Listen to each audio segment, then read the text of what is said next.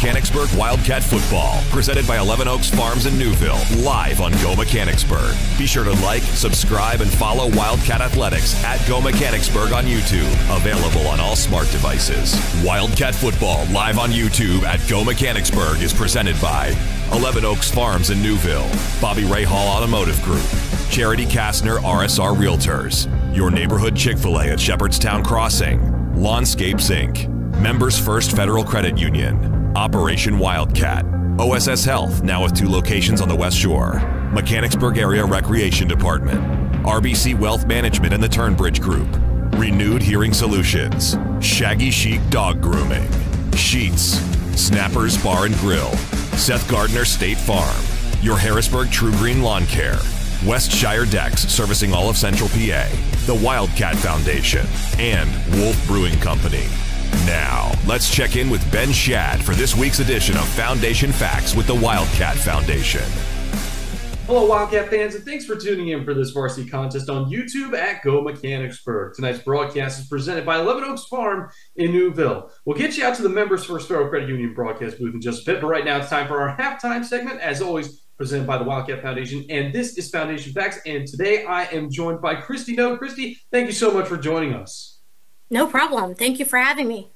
Now, Christy, you are a little bit of a out there guest on the program because you actually are not a teacher or you're not a part of the foundation, but actually you are the community liaison for Faulkner Subaru in Mechanicsburg. So give us a little bit of a background on what exactly it is that you do and what your connection is to Mechanicsburg. So Faulkner Subaru in Mechanicsburg, we try to get out in the community. We have bunch of different activations that we have to do, or different pillars that we have to achieve through Subaru throughout the year. One of them just happens to be with education. Subaru loves learning, plus a lot of other interests as well. So we really try to get out in the community. We have helped Mechanicsburg and the Wildcat Foundation in previous years, kind of done some t-shirts, helped with, you know, the new football field and things like that. But we just wanted to take a different approach this year for the Wildcat Foundation. And as you mentioned, that different approach. So and kind of instead of just kind of putting the name and logo on stuff, you know, putting the, you know, a couple of dollars here, there's still a great cause, still a great thing to do. But what is Faulkner Subaru doing differently this year? So differently this year, we're out in the community like always, but we have an initiative that we do every year, usually runs from about Black Friday to January 2nd. And it is our Subaru Share the Love event. So every time somebody will purchase or lease a new Subaru, our dealership donates $325 to a local hometown charity. We get to pick a hometown charity every year. The past 2 years and years moving forward, we're kind of going to gear more towards that education and children. So this year we decided on the Wildcat Foundation. That's amazing. And what made you guys decide that the Wildcat Foundation would be the recipient of the Share the Love event? I know it's a nationwide program. I believe dealerships all across the country do this. And this is a big deal, especially now that the car market's buying up. I know I love my Subaru. I've had it for about 3 years now. So what made the Wildcat Foundation stick out and say, this is who we need to fund this time around?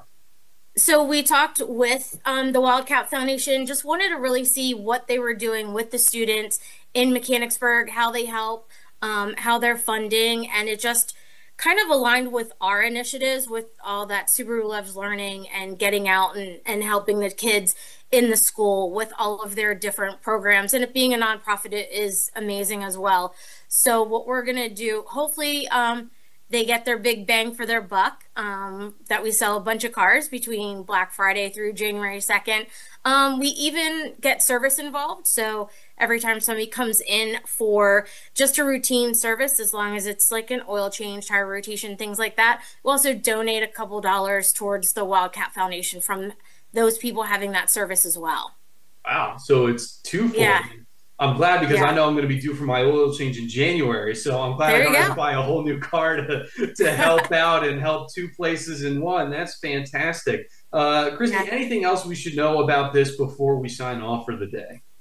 So again, it's Black Friday through January 2nd. Every time you purchase a new or lease a new vehicle, it's $325 that we'll send to a local charity that the customer gets to pick. We do have 4 national charities as well that Subaru participates with, is Meals on Wheels, National Parks, ASPCA, and Make-A-Wish. But we always try to really push our hometown charity, so hopefully get you those extra dollars in the Mechanicsburg School District, and help all those kiddos out there. And then, like I said, we do donate at least $3 per service when you come in and service your car. So at least you'll be giving some impact to Mechanicsburg and the Wildcat Foundation. Normally when you purchase a new car, Subaru owner loves the badge of ownership. So we usually get a little one of those badge of ownerships, and we give it to each customer to know that they've also donated during this event for us. Well, fantastic, Christy. Thank you so much. And folks, thank you for tuning in. This has been Foundation Facts, presented by the Wildcat Foundation. Learn more about them online at wildcatfoundation.org. We're going to take a quick break. When we come back, we'll have second half action for you here in just a bit on Go Mechanicsburg, now on YouTube at Go Mechanicsburg. Locally owned and operated, 11 Oaks Farms raises Wagyu beef and heritage breed pork right here in Newville, Pennsylvania. Our low-stress practices and carefully designed diets produce some of the finest meats you will ever experience. We also offer a selection of quality Angus beef, pork, chicken, seasonings, sauces, pantry items, and much more. Shop online at 11oaksfarms.com. Visit us in-store at 34 North Corporation Street in Newville or call 717-360-8249.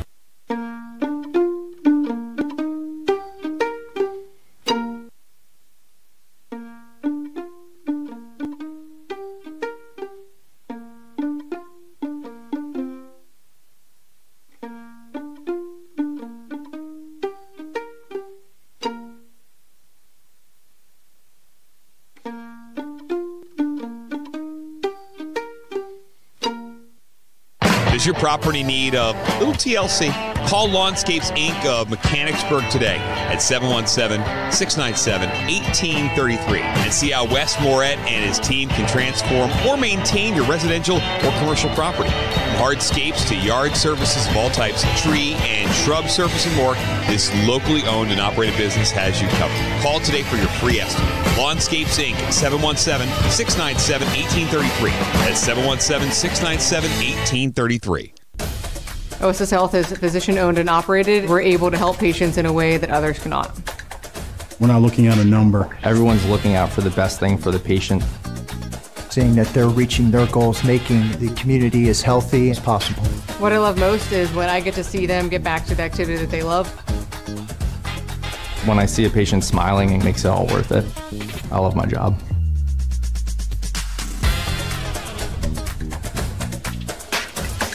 Operation Wildcat is a nonprofit organization whose mission is to pool the resources in our community to help our school district students, families, and staff members in need. We'll take your new or gently used back-to-school items, bikes, books, clothing, dresses and suits, furniture, Halloween costumes, gifts for the holiday, Christmas tree decorations, pennies, socks, underwear, Thanksgiving food, toothbrushes and toothpaste, and yard sale items. Learn more at OperationWildcat.org and go Wildcats.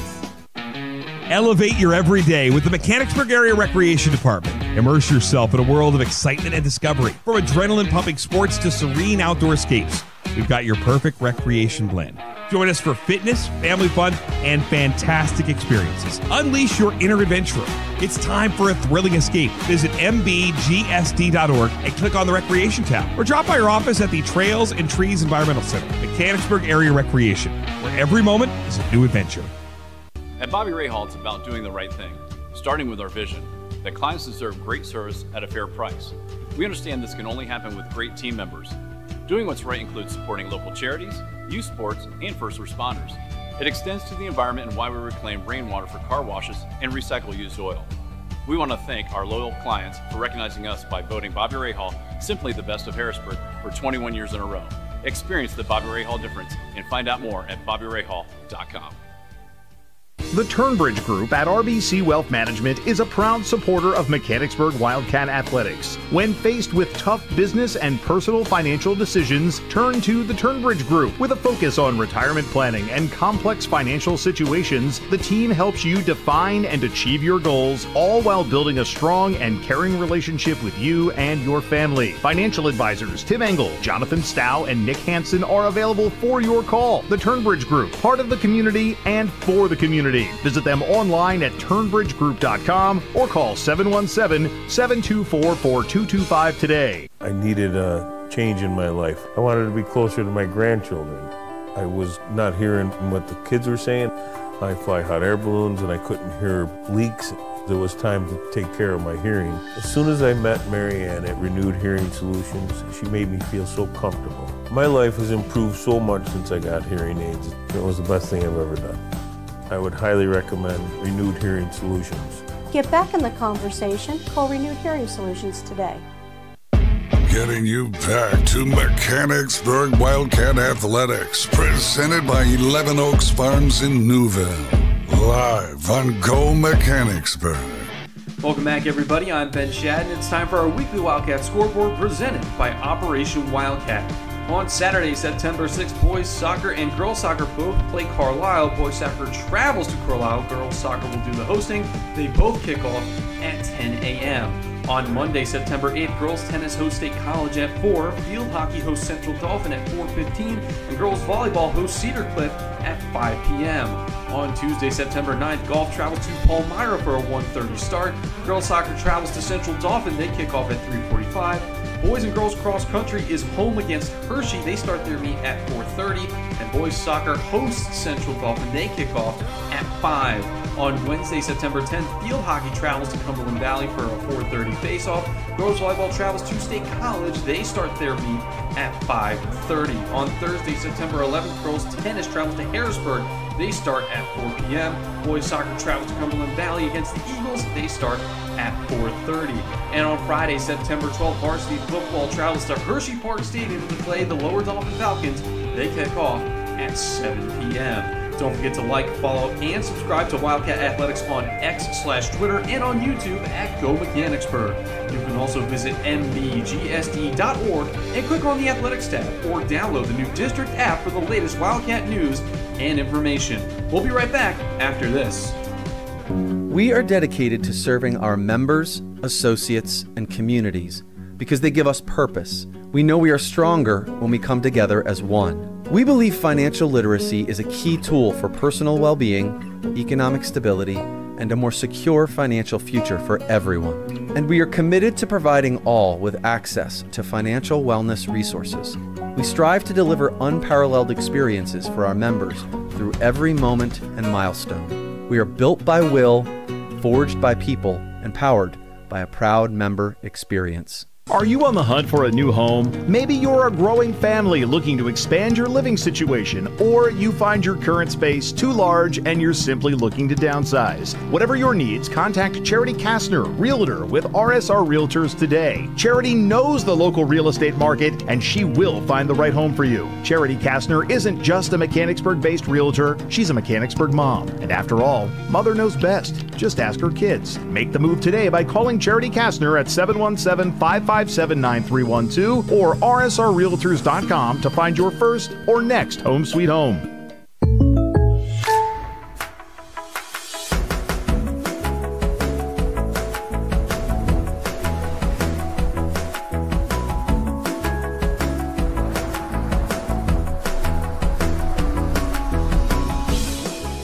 The State Farm Personal Price Plan helps you create an affordable price just for you. Contact local agent Seth Gardner for your personal price plan today.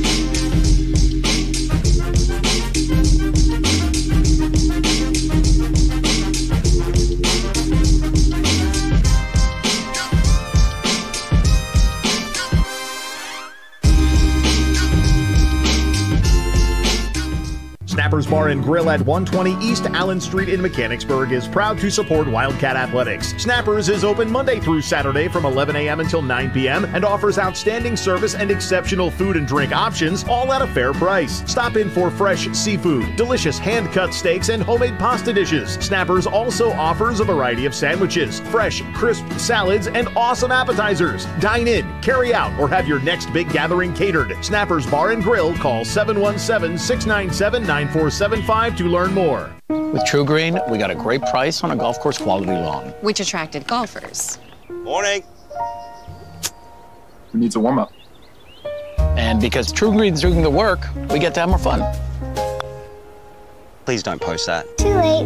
They don't have grass this thick in Australia. That's what happens when you have a great lawn. Shanked it again, huh?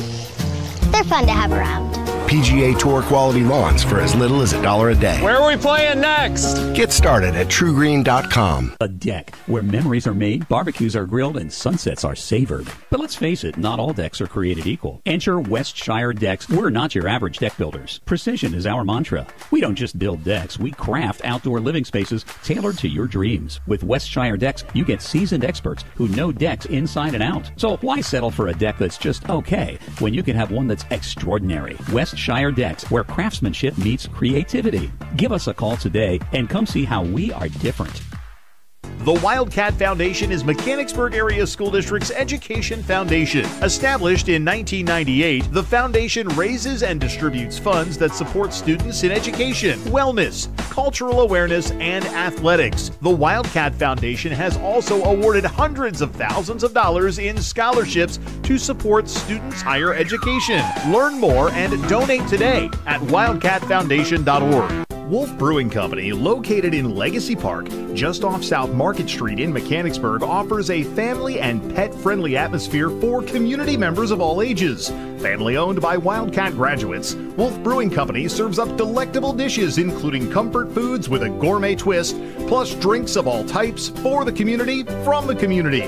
Roll in before, during, or after the game for their laid-back ambiance, live music, trivia, and more. Wolf Brewing Company, 100 Legacy Park Drive, Suite 400, or online at wolfbrewingco.com. Getting you back to Mechanicsburg Wildcat Athletics, presented by 11 Oaks Farms in Newville, live on Go Mechanicsburg. And welcome back to the Members First Federal Credit Union broadcast booth. We are just about 35 minutes away from kicking off tonight's home opener. It's the Mechanicsburg Wildcats and the Mifflin County Huskies. Good evening, fans. I am Mike Garland, and here over my left shoulder, he is Dr. Holbert from OSS Health. Doc, how you doing?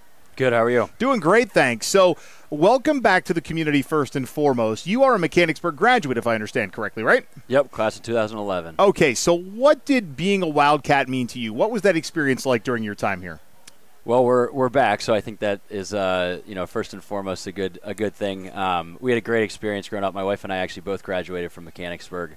In terms of education, it really prepared me to get out into college and get out into the real world, but also played a lot of sports in high school, and was a really big part of my childhood. So it was great community. It's why I'm back, and really excited to be back. And we have to say that Dr. Holbert is joining us today because he is one of the newest orthopedic surgeons with OSS Health. OSS Health, one of our great broadcast partners here on Go Mechanicsburg, and in fact, they've expanded their operation into the West Shore and Mechanicsburg specifically. So before we talk to you about why you are here, let's talk about how you got here. So you leave Mechanicsburg, and then what?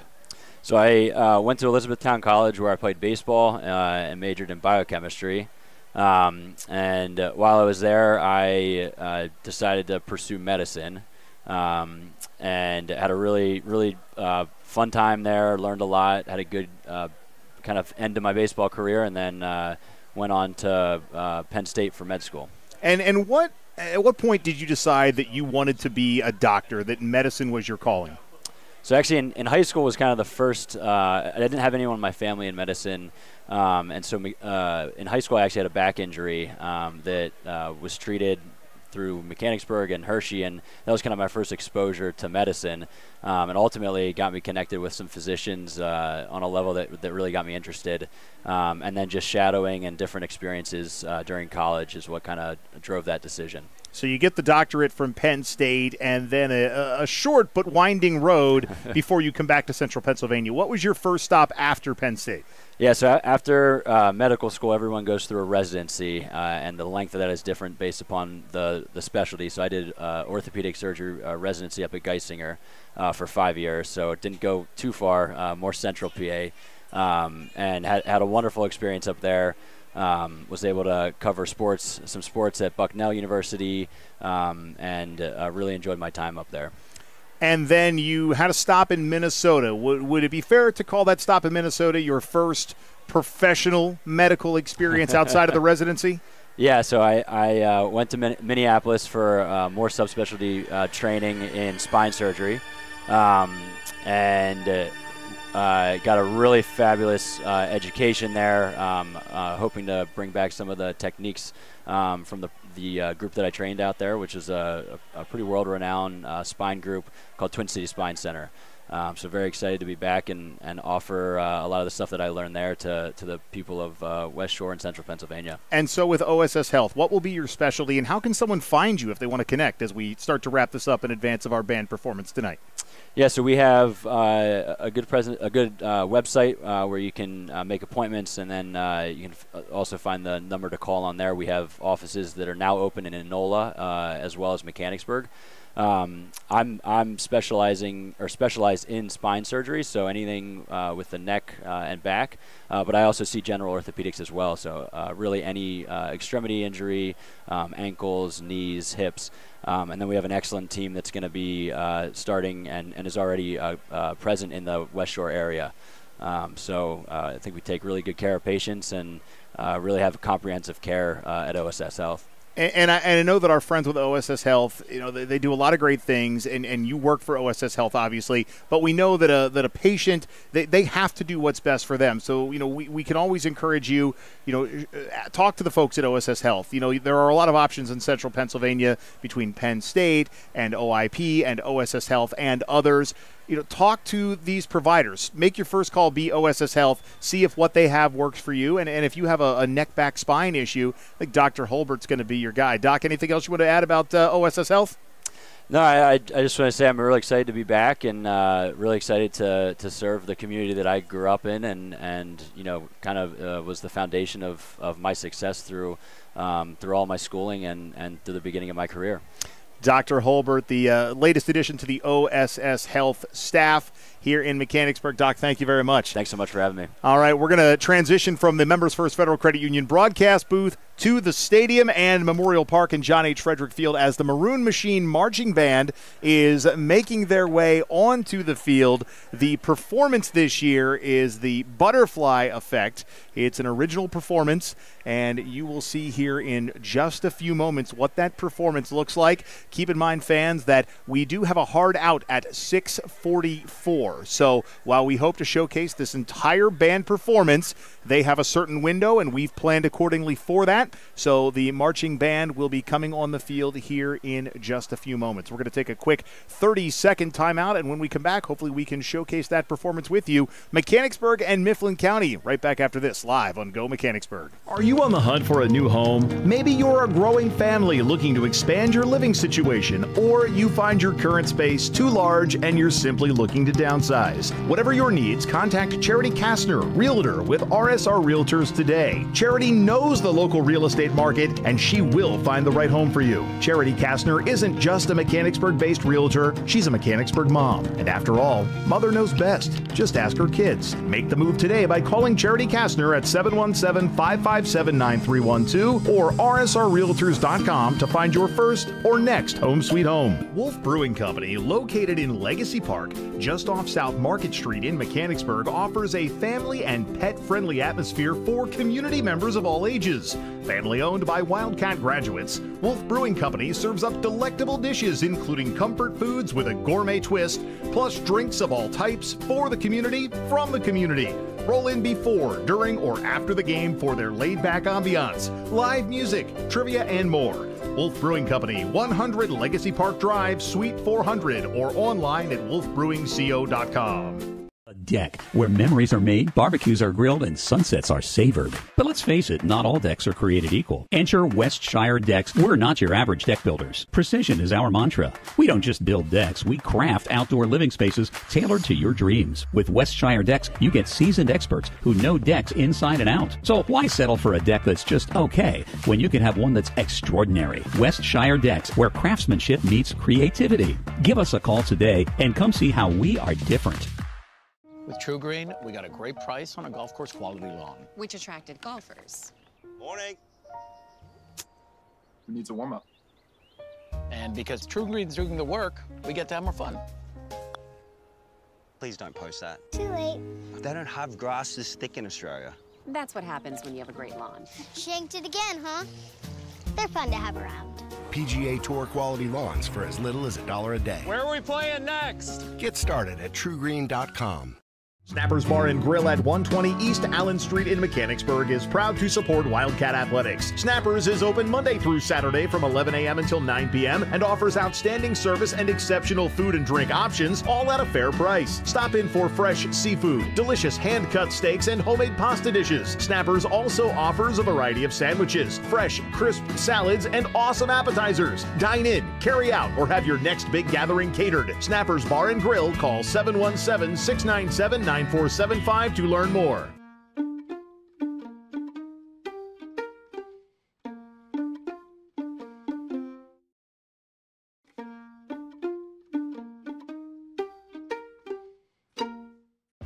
Getting you back to Mechanicsburg Wildcat Athletics, presented by 11 Oaks Farms in Newville.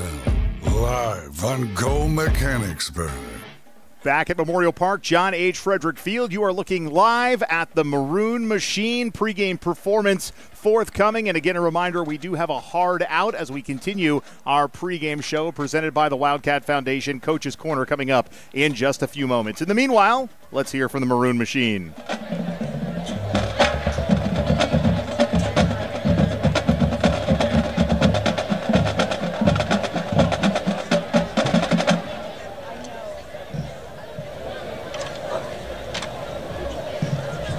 Ladies and gentlemen, please welcome to the field the Maroon Machine, your Mechanicsburg area senior high school marching band. Tonight, the Mechanicsburg band is proud to present you the first 4 segments of our 2025 competitive field show, The Butterfly Effect, featuring music by Hoosier, King Gizzard, and Glenn Lewis. Our wind arrangements were written by Bill Snowden, with percussion from Frankie Rice and Brian Sucker. The band's visual designer is Matt Harwell, and our design coordinator is Christy Kaplan.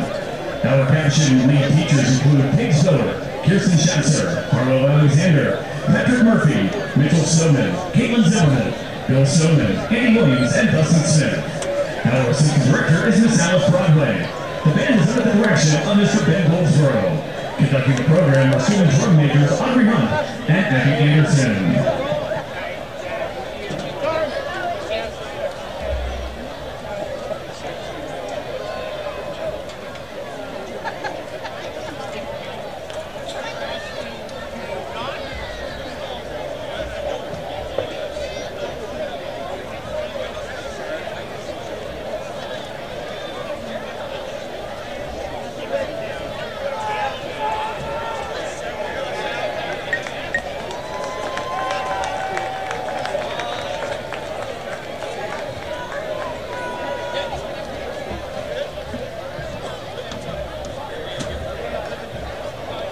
Ladies and gentlemen, the Mechanicsburg High School Marching Band.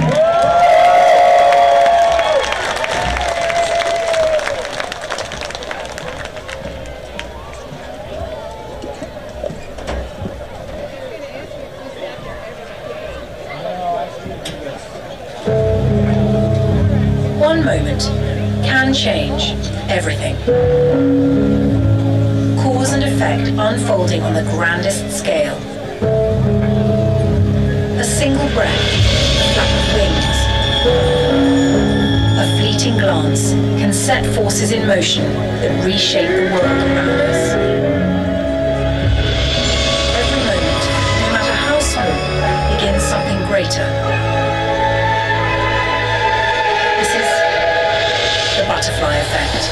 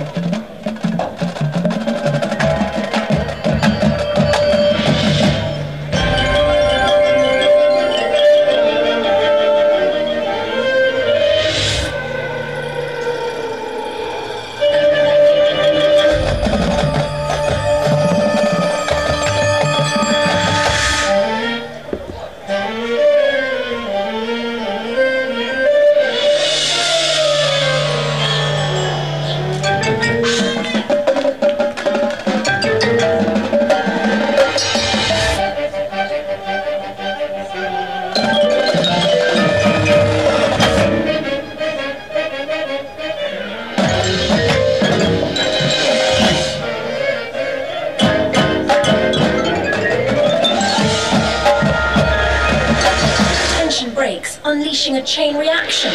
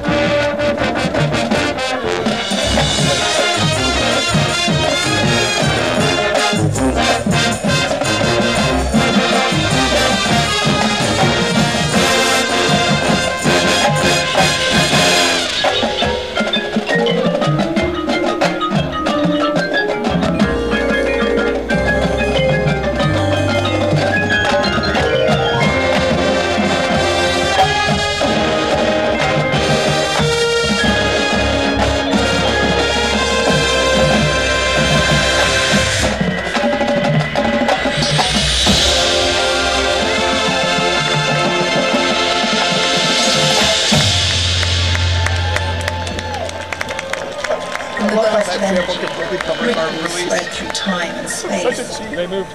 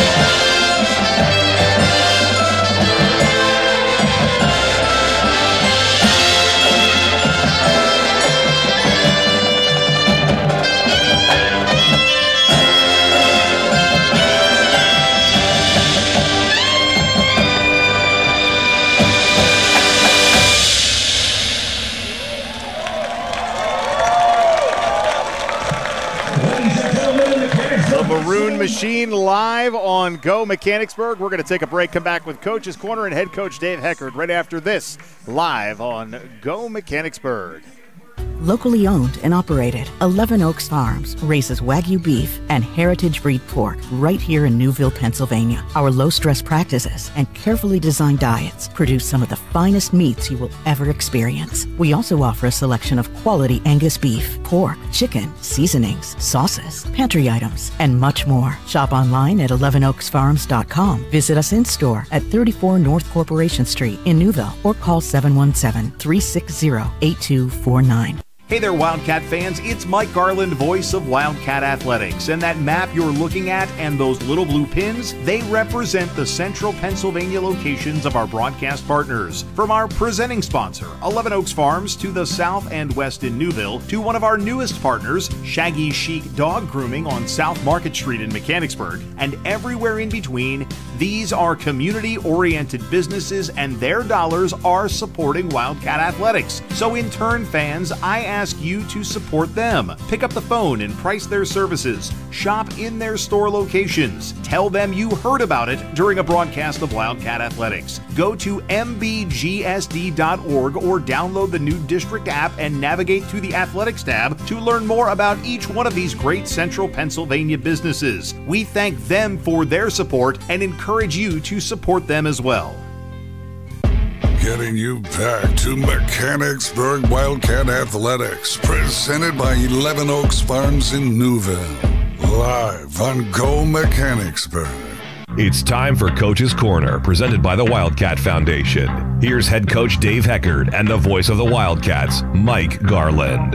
It is time for Coach's Corner live on Go Mechanicsburg. Tonight's broadcast presented by our friends at 11 Oaks Farms in Newville.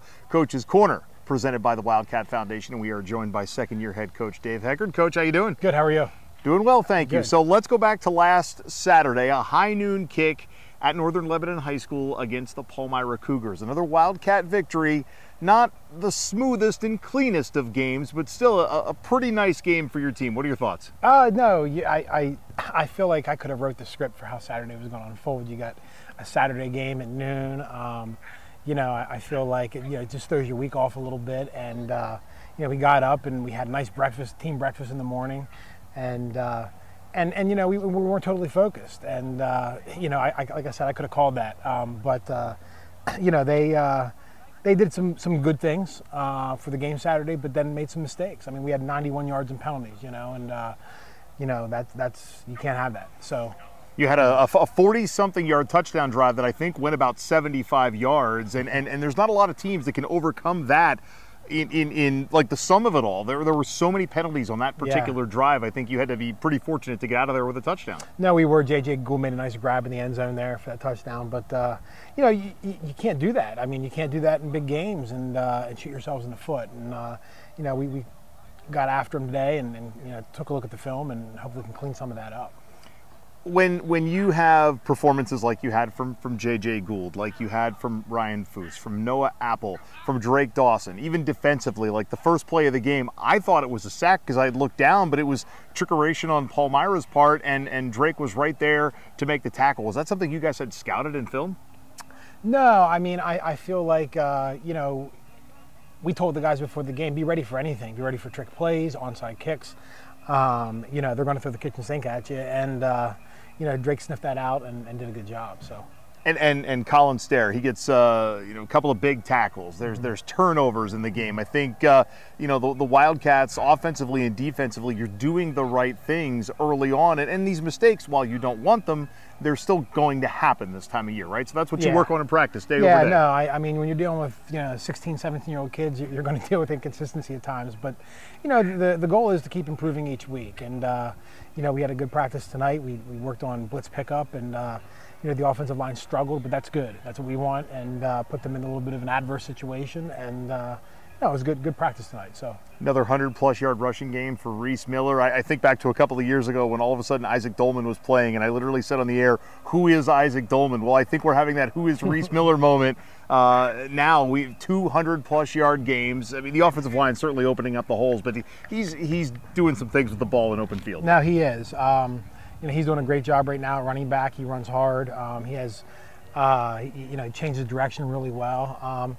And he's got good pedigree. I mean, his father, Bart Miller, I heard, was a heck of a sprinter in his day. Maybe running like a 4.340. So you got that gene pool from Mr. Miller there. So well, he certainly can get it done in open field, and I love watching him carry the ball. I said during the broadcast, he maybe doesn't have pull-away speed, but he's got open field speed. Yeah. Like he is making it happen when it matters. He does. He has good football speed and game speed, and can change direction really well. And we're happy with his production so far.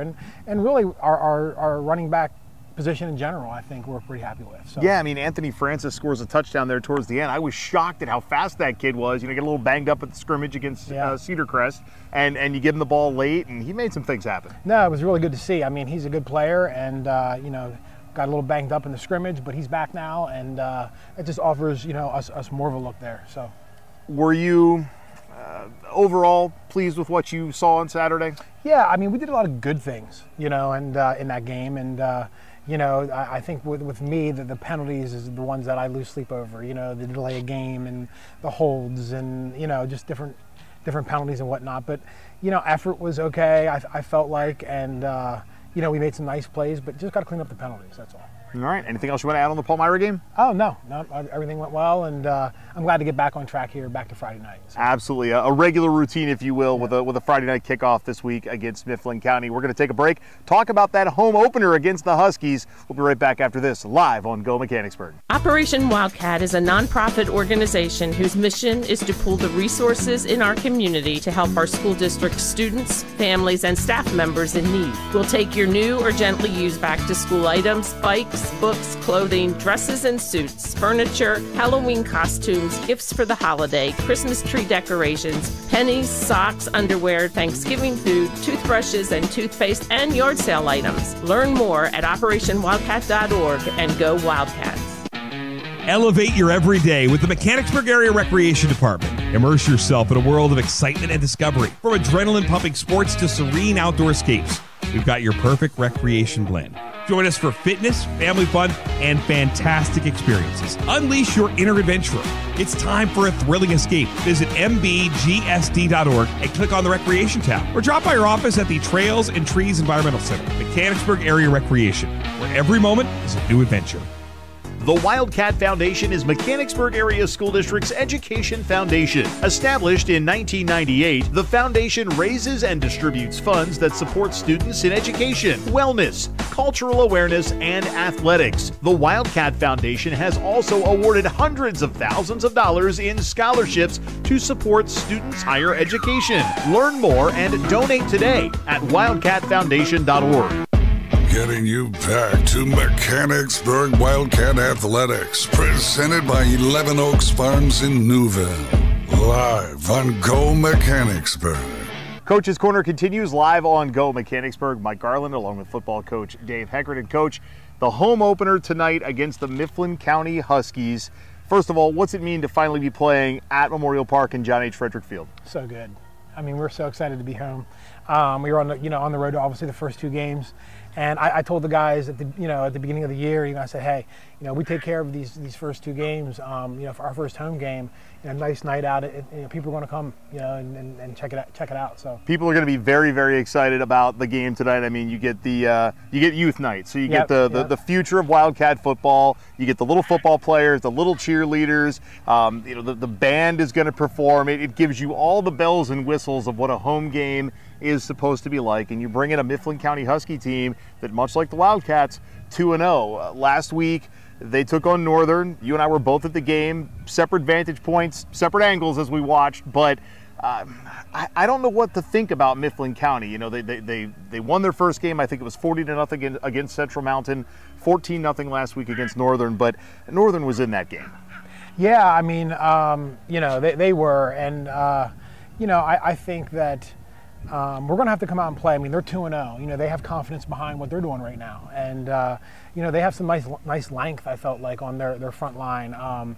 Guys that were taller, not necessarily as thick, but just tall, lanky guys. And I thought they did a pretty good job. So we're going to have a different look this week. We're going to have to shut down the pass. The first two games I felt like we dealt with teams that ran the ball a good bit. Mifflin County's not afraid to throw the ball around. So. And they have some guys in the edge that can hurt you. So, we got to come ready to go and, just stay focused and, enjoy the Friday night, enjoy the atmosphere, enjoy the community coming out, but just make sure we're focused on football Friday night. Well, and you are a guy of routine, so what's it mean to you to get back to that regular routine? Sure, there wasn't school on Monday, but you get that regular week of practice leading up to, shorts and shoulder pad walkthrough yesterday and then the home game tonight. So what's that routine mean to you to have it back? It's good to have back. I mean, that's the first thing I said after Saturday. I'm glad that Saturday game's over. We can get back on track now and get back to our normal routine. So very exciting. Yeah. Mifflin County, we said 2-0. It was a team last year. We went up to their place and really handled them. I mean, but that was the story for the Wildcats last year. Sure. But at the end of the day, you throw out what you did last year. We say that every time. You throw out really what you've done the last 2 weeks. Yep. And what's the kids' mindset looking at the Huskies this week? One game at a time. And that's what we do, and I'm not looking forward to anybody, and we got to take care of Mifflin County on Friday night, and they're a 2-0 team, so that's how we sold that to the kids, and these guys are 2-0 just like you, and one of us is going to be 3-0 after the game, and one of us is not. So focus on that game and take care of business Friday night. Holiday Monday, so you had an extra long weekend. How are things going in the classroom? Good. We had an extra long weekend. That's always good in the classroom, right? But school's everybody's starting to settle in and get used to the normal routine here after the holidays. So we're excited. Routine is key on the field and in the classroom. All right, we're going to take a break, come back, and we are going to get you out to Memorial Park and John H. Frederick Field for the kickoff of tonight's game. It's Mechanicsburg and Mifflin County live on Go Mechanicsburg. You've been watching Coach's Corner, presented by the Wildcat Foundation. Coming up, we'll get you out to the stadium for tonight's game live on YouTube at Go Mechanicsburg. Locally owned and operated, 11 Oaks Farms raises Wagyu beef and heritage breed pork right here in Newville, Pennsylvania. Our low-stress practices and carefully designed diets produce some of the finest meats you will ever experience. We also offer a selection of quality Angus beef, pork, chicken, seasonings, sauces, pantry items, and much more. Shop online at 11oaksfarms.com. Visit us in-store at 34 North Corporation Street in Newville or call 717-360-8249.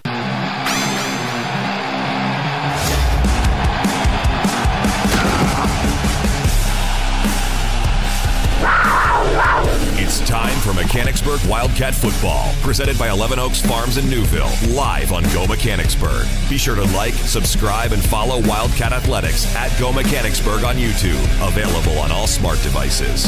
Wildcat Football live on YouTube at Go Mechanicsburg is presented by 11 Oaks Farms in Newville, Bobby Ray Hall Automotive Group, Charity Kastner RSR Realtors, Your Neighborhood Chick-fil-A at Shepherdstown Crossing, Lawnscapes Inc., Members First Federal Credit Union, Operation Wildcat, OSS Health, now with 2 locations on the West Shore, Mechanicsburg Area Recreation Department, RBC Wealth Management and the Turnbridge Group, Renewed Hearing Solutions, Shaggy Chic Dog Grooming, Sheets, Snappers Bar and Grill, Seth Gardner State Farm, Your Harrisburg True Green Lawn Care, Westshire Decks servicing all of Central PA, the Wildcat Foundation, and Wolf Brewing Company. Now, let's head out to the stadium and the Members First Federal Credit Union broadcast booth for tonight's game. With the call, here's the voice of the Wildcats, Mike Garland and Dave Harris.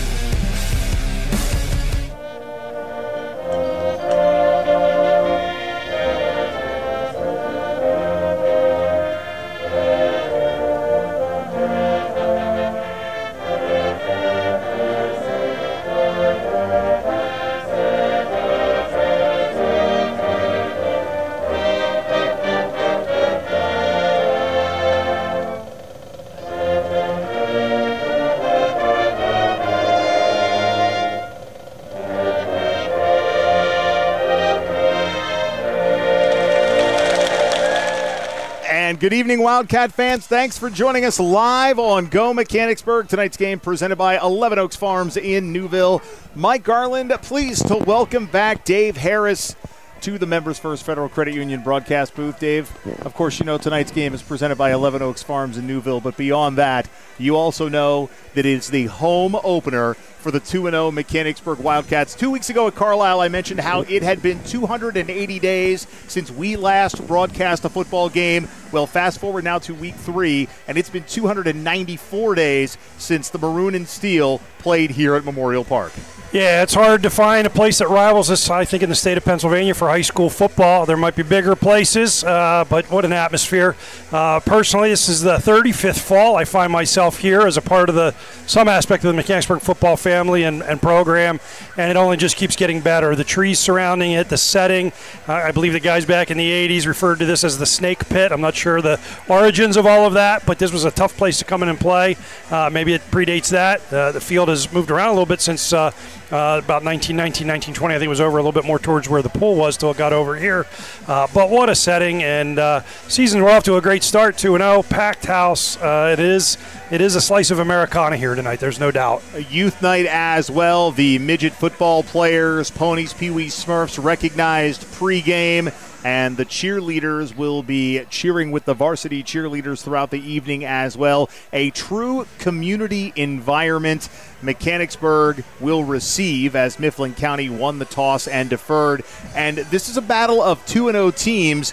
Mifflin County, Dave, hasn't given up a point this season, beating Central Mountain 42-0 in week 1, and then last week 14-0 over Coach Costello and the Northern Polar Bears. But I think that the competition that Mifflin County has seen so far is not quite what they're going to see tonight in the 2-0 Mechanicsburg Wildcats. No, but I think you also can say the same, right? We've faced Carlisle, who we think, again, is a respectable program, but with a tough schedule. And, you know, that being said, Mifflin's got their quarterback back, and they've got some other players counting on. I do think both teams are going to have to work on some things that they identified before they came in tonight. Dodger Weaver kicks off, and J.J. Gould on the return. J.J. Gould bounces outside at the 40, and Dodger Weaver with a touchdown-saving tackle. So the Cats doing something special right out of the gate. First down and 10, Mechanicsburg. They'll have the ball on their own 43-yard line. Yeah, you referenced, of course, Mifflin not giving up points. I can't say I know a whole lot about either team that they've played, certainly, but we do know that Northern hasn't scored a point in 2 weeks. They've played a really good Spring Grove team, certainly. And this was a respectable team, if you recall, up there in Lewistown last year. It was a game that was, it wasn't down to the wire by any stretch, but it certainly was in the balance into the second quarter. And they had some talent, and we weren't sure which way the game was going to go. And it was early enough in the season that, of course, we learned the Cats eventually knew how to blow each game open. Landon Yale flips from the left side of the offense to the right, and Reese Miller will take the opening handoff. Dylan Taylor leads the way from a fullback standpoint, and Miller is stopped near the line of scrimmage by Jaron Kenny. Take a quick look at our officials for today's game. The referee, Kevin Bevenauer. The umpire is Mark Bennington. Down judge, Joseph Zeludis. Line judge, Ken Broom. And the back judge is Stephen Werner. They are mid-pen officials. We bring you back to live action as the Cats break the huddle, and J.J. Gould will line up to the left of the Wildcat offense, bottom of your screen with his feet at the 40. Reese Miller one more time, over 100 yards in both games this year. Picks up 4, so it's going to bring up a 3rd down and 6 for the Cats. And we've seen a fairly balanced offense from Mechanicsburg this year from a rushing and passing standpoint. And that was something that we saw a lot of last year as well. But now on 3rd down and 6.5, maybe 7, you bring Jack DeLuca in, so you get that extra receiver as the fullback Dylan Taylor heads to the bench. I think Mifflin County's looking pass. Well, by all means. They're both going to have to play parts of their playbook offensively and defensively, as well as the coaches with their strategy that they haven't had to use yet this season. Reese Miller goes in motion. Noah Apple in trouble. Evades one would-be tackler. Dodges a second up the near sideline, and he is popped out of bounds. Very close to the line to gain. Leading the way on the defensive side, Joel Beamer for the Mifflin County Huskies. It's going to bring up a 4th down and 1. The Wildcat offense will stay on the field. This is an offense that through 2 games has put up 757 yards, 371 in week 1 against Carlisle, 386 in week 2 against Palmyra. Conversely, they've given up just 221 yards. They're averaging 378.5 yards per game, and doesn't matter what they average per game. What matters right now is they need 1 yard, 3 feet to move the chains, and Drake Dawson will take that handoff. He goes wide, will move the chains. Dawson went a long way to get a short distance, but the chains will move as Dodger Weaver makes the tackle for the Mifflin County Huskies. Well, I think the key is not that play. It really actually was 3rd down. If you saw what Noah Apple did there, he made 2 defenders miss. We talk, again, you can talk about passing yards, you can talk about passing touchdowns. It's at the high school level, it's athleticism. And Noah Apple is an athlete, and using both pump fake and head fake, he created that opportunity and put him in a situation, because they're on the plus side of the field, to make it a no-brainer for Coach Hecker to go for it. And, of course, we know Dawson is a beast to deal with, and he picks up the yardage. Talon Verdelli, the tight end on the left side of the Wildcat offense. J.J. Gould split right. Dylan Taylor, the fullback. Drake Dawson, the deep man in the backfield, and he takes the handoff. Lumbers forward, a gain of 4 on 1st down. Coming out of the pile for the Mifflin County Huskies is Brian Orend. And 2nd down and about 6.5, maybe 7 for the Mechanicsburg Wildcats. Yeah, I think we're going to see some stuff here. It'll be interesting for the Cats. We know what happened last season. We've talked a little bit about it, and most of those were lopsided games, and we've had 2 lopsided games. I do think as you look at how the first 2 weeks have played out, we're going to be in every game. We're going to have a chance to win every game. We might even be favored in every game. But it doesn't mean every game is going to be a blowout. It doesn't mean every game is not going to come down to key possessions, more key possessions than what we've been used to. Drake Dawson goes in motion. Noah Apple on the quarterback keeper. He scampers forward for a gain of 6. Met just shy of the line to gain by our end, a tight end and an outside linebacker, 6'1", 185, and a sophomore. So that's a big young man making contact with the senior Noah Apple. Yeah, they used Dawson as the decoy here to the left, a little bit of, again, a fake option, a fake read option, if you will. And Dawson is that kind of talent. You watch him on film, you've got to send some guys to him, and that set up their blocks on the right-hand side for Noah Apple. Movement on both sides.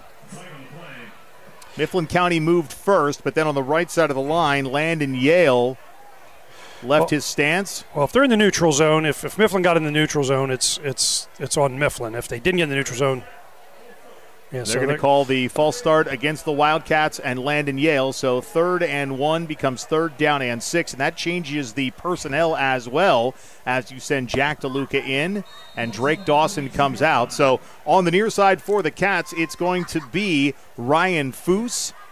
Also for the Cats, Xavier Longenberger. He had a big catch at week 1 against Carlisle. Jack DeLuca there as well. Screen pass in the backfield to Reese Miller, and that is snuffed out by Brian Orend.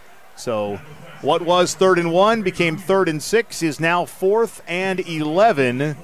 And for the moment, the offense stays on the field, but this is also one of those times where in the past we've seen the quick kick, and Noah Apple being the punter, certainly something he could do if that's the play called. Well, that was more of a bubble screen here that they tried to set up. I think it was a nice throw by Apple, but they didn't get their blocks, and that's what put them back. But anytime you're on the plus side of the field in this day and age, largely I think Coach Hecker with his defense is going to take this chance. Apple with a bit of a deeper shotgun snap, and there is that quick kick, and if that turns over, it's going to go into the end zone. It hits at about the 10 and dies inside the 5. That is a beautiful punt from Noah Apple, and that is making chicken salad out of an adverse situation. You can't pick up the first down, but what you can do is pin Mifflin County on its own 1-yard line with 99 yards in front of the purple and white. Yeah, obviously we talked week 1 a little bit about that possibility. We referenced seeing Gettysburg the last couple of years using that. The only way to kind of try to stay in the game with us was one of those punts. So we have not had to use it much. We did talk week 1 again with Noah being our punter. It opens that up. I can't have to be honest, I didn't see that coming. I think Coach Heckard feels pretty darn good about his defense. Granted, it was a sizable yardage to gain, but I don't think the field position really affected his decision. But here we go. 1st down and 10 for the Mifflin County Huskies. The quarterback is Chase Hartung, a freshman, and a running play on 1st and 10 in the shadows of the Husky end zone. Yeah, you generally don't have your full playbook at that point, right? You're inside your 2-yard line. You're in the shadow of your goal line. You're just trying to create some separation, right? You want to be in a situation where a bobbled snap or a muffed handoff does not lead to a safety. You want to create a little bit of room even for your punter. You hate to be thinking about that already, but you got to, as a coach, you got to be thinking a couple plays ahead. And you have to say, well, certainly we want to get the first down, but we got to be ready to kick the ball. And so blasting it out of there on that first down is a common strategy. Chase Hartung, a freshman again, not a freshman. He's wearing number 9. That's the 9 that I referenced. He takes the snap, rolls to his right in the back of the end zone. Drake Dawson with the pressure. The pass is high and incomplete, and Mifflin County avoids a safety. Hartung actually a senior, so my apologies for that misread on the roster sheet, but that is that senior experience to know that when you've got pressure, you get out of the pocket and then you just try to get rid of the football.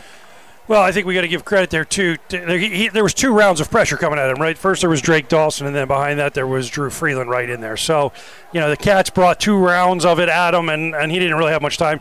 Even though it was close to interception, it was going to be out of bounds whether anybody caught it. He was not able to get anything on the ball, throwing from the heels of his feet with the pressure in his face.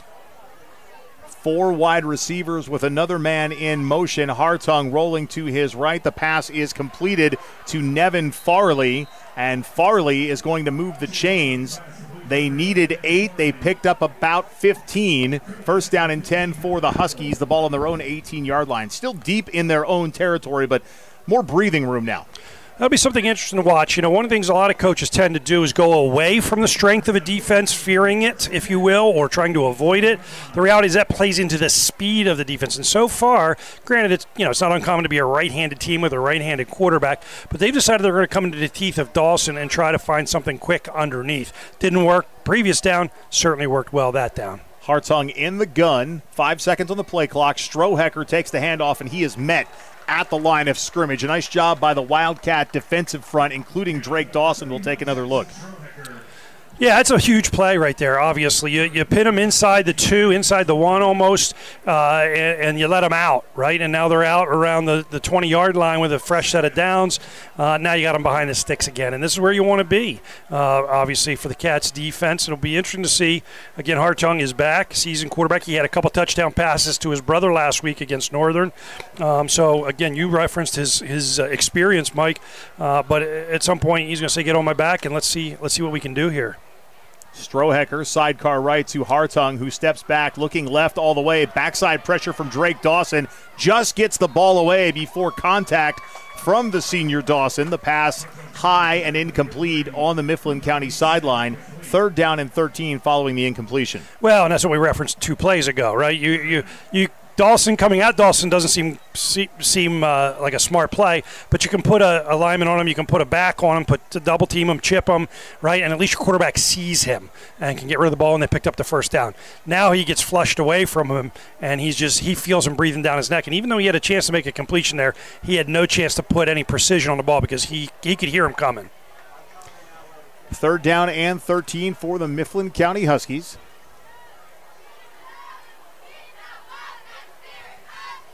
Hartung steps back. That pass is a little bit high. Is it complete? It is not. On the near sideline, the pass was intended for Dodger Weaver. He caught it, but he couldn't get any portion of a toe in bounds to complete the act of the catch. And 4th and 13 with the ball on their own 15, the Mifflin County punting unit comes on to the field, and kicking it away for head coach Shane Breon is going to be Joel Beamer. Yeah, they ran 4 wide, and those have been around Mechanicsburg for a while. Often we refer to that as a speed set rocket, probably. 2 streaks to hold the safeties and then some outs. And, again, I think he was a little rattled from previous plays and just couldn't get on the ball what he needed to and threw an incompletion setting this up. A high kick, copious amounts of hang time, and it's cradled by J.J. Gould, and he matriculates up the near sideline before being forced out of bounds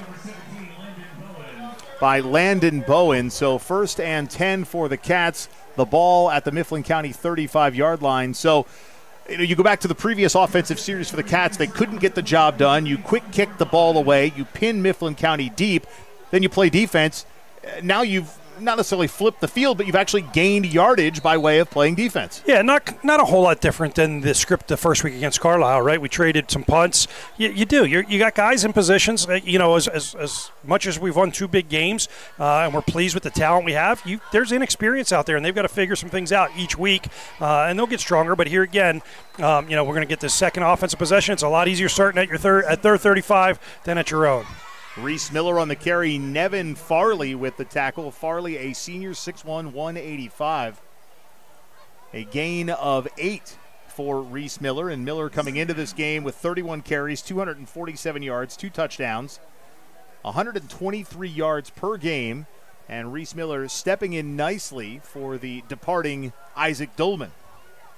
Well, and it's a different kind of offense with 2 backs, putting Drake Dawson back there somewhere. Last year it was pretty much straight up, but he definitely brings a feature. I almost call him a traditional fullback, although I'm not sure that's how they would say they deploy him, but that's how he runs. A flag on the play following the Noah Apple run. Yeah, I think they're going to get a late block in the back there downfield. It should be a spot, a foul. I wonder if it's after the first down, what that will do for us. If that is the spot, the Cats should get the first down. Then you back them up 10 yards from that spot of the penalty. But we'll wait for the official call from referee Kevin Bevenauer as he confers with his crew. Yeah, again, no Apple, more on design and had the blocks all there. And I don't know if I didn't get a chance to look closely enough to see if the back spun or turned, but clearly they saw. Doesn't matter. They saw the contact in the back, and that's where the flag's going to be, I believe. Here comes the call.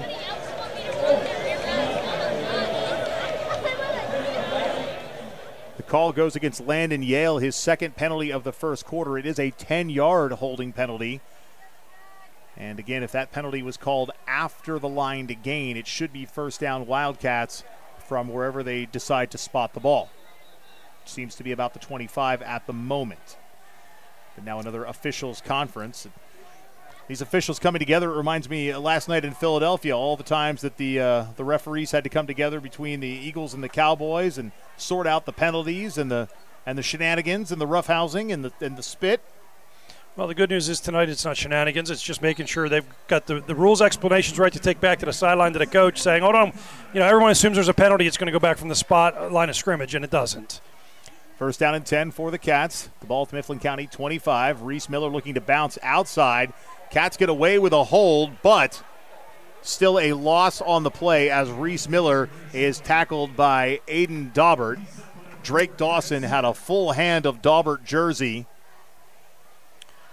I think Miller there tried to get a little bit more lateral, and I'm not sure that's what the scheme was, what the plan was. Again, we talk frequently here about running with your eyes, knowing where it's at, and sometimes it's slow developing, and sometimes it's not there at all. But usually, trying to outrun it because you don't see it there is not always the right answer. Bouncing it a whole at a time is different, but just trying to turn and outrun it doesn't always work out. It's a reverse. Miller, Dawson, Apple, back to Miller. A little bit of a convoy on the near sideline. A lot of trickeration for the Cats. Leads to a gain of about 7 yards, and we'll look at it one more time as Apple finds Miller on the near side.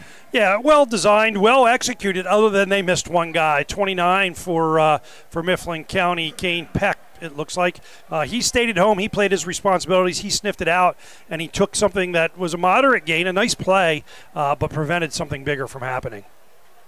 Cats need a few more yards to be in the potential of a Tanner Minnick field goal try. Right now, Coach Heckert and his crew looking to move the chains as Noah Apple stands at the 28 in the shotgun formation. Stepping up in the pocket, and he is going to be tackled just past the line of scrimmage. The ball comes loose. It's going to be a turnover, and Mifflin County will have possession, first down and 10. They're reviewing whether he was down or not, but you don't have replay, so it's what they call it. Doesn't matter whether it's right or not. It's what they called it. He may or may not have been down, but regardless, the ball comes loose. Jaron Kenny was the one that knocked the ball away, and Kane Peck the one that picks it up. So Mifflin County has possession one more time, again in the shadows of their goalpost, as this has been a back-and-forth affair here through the first 7+ minutes of the first quarter. Yeah, certainly a nice run by Noah. You got to finish the play. You got to finish with the ball. I do think he was down from my quick look at both the play and the replay. Be interesting to see a different angle later on, but you do have to protect that ball for just such a circumstance. Chase Hartung hands it off. Strohecker is tackled for a loss at about the 9-yard line. Drake Dawson with the stop. Drake Dawson continues to be one of the top defenders for the Wildcats. Coming into this game with 8 tackles, including 4 tackles for loss, so add one more to that TFL total for the senior. Well, I'll tell you what, that's the thing. With the line that the Cats have and even the quality of the defense all the way through, but certainly starting at the line, Coach Heckert, you don't want to turn the ball over. Certainly we're used to getting a score. Certainly by this point in most games we've seen the last 2 years for sure, and really the last 3 years. But at the end of the day, you got to have confidence in his defense, and if you continue to play this field position game till you get your house sorted out, so to speak, you're going to be all right. Hartung stepping back in his end zone. Running left, being chased, pass incomplete. It was intended for Dominic Scenic, and that's going to bring up third down and 13. Well, it's good to see Noah Apple out there on defense. We didn't see him much out there against Carlisle. I have to be honest, I didn't see the whole game last week and was not a part of it, so I don't know if he did, but he has got to be one of their better defensive backs. And certainly respect a coaching staff that's going to try to play as many guys as they can early in the season. You're going to see what kind of depth you have. You'd love to go 2 platoon if you could, but at the end of the day, you're really into the second quarter of the season, or you're moving into that tonight alone. When we get to the second half, you got to start to play the guys that you think give you the best chance to win. And Noah almost thought he could get a pick. He just couldn't get in front of the receiver to make a play on the ball. Third down and 13. Hartung pressured by Colin Stair. The pass complete to Strohecker. And Dylan Taylor makes the tackle, and all things considered, Mifflin County may have been best served to just let that one fall incomplete because it was another loss on the play as the punting unit comes back out for the second time. Well, here there's in the the case where Hartung, we talk about his experience, but you got to stand in there. You're going to take it. You cannot avoid a hit and then try to deliver a ball on a point. And so because he's fading away and trying to evade getting hit, he gets almost nothing on the football, and it barely is a completion to your point. But if he can somehow stand in there, take the hit, deliver the ball on a line, they got a chance to pick up some yardage. J.J. Gould standing back to receive this one for the Wildcats. It's going to take a Mifflin County bounce, and that's where it's going to be down. First down and 10 for the Cats at their own 46-yard line. Tell you what, we talked earlier about Gould and some of the decisions he makes back there. Sometimes the best decision you can make is to catch the ball, even if you don't get upfield. Sometimes the best decision you can make is to let the ball go. And, of course, sometimes the bad decision is to let the ball go. In that particular case, with where the field possession was at, where the coverage is at, he smartly let it go. After the previous punt, he caught it and took it back some 15, 20 yards. So continue to be impressed with that young man, not just what he does with the ball, but the decisions he makes surrounding fielding the ball. First down and 10 for the Cats. The ball on their own 46. Noah Apple in the gun with his left foot on the 40. Hands to Reese Miller. Miller across the 50 into plus territory before he's tackled by Reese Christine, a senior, 6'1", 195.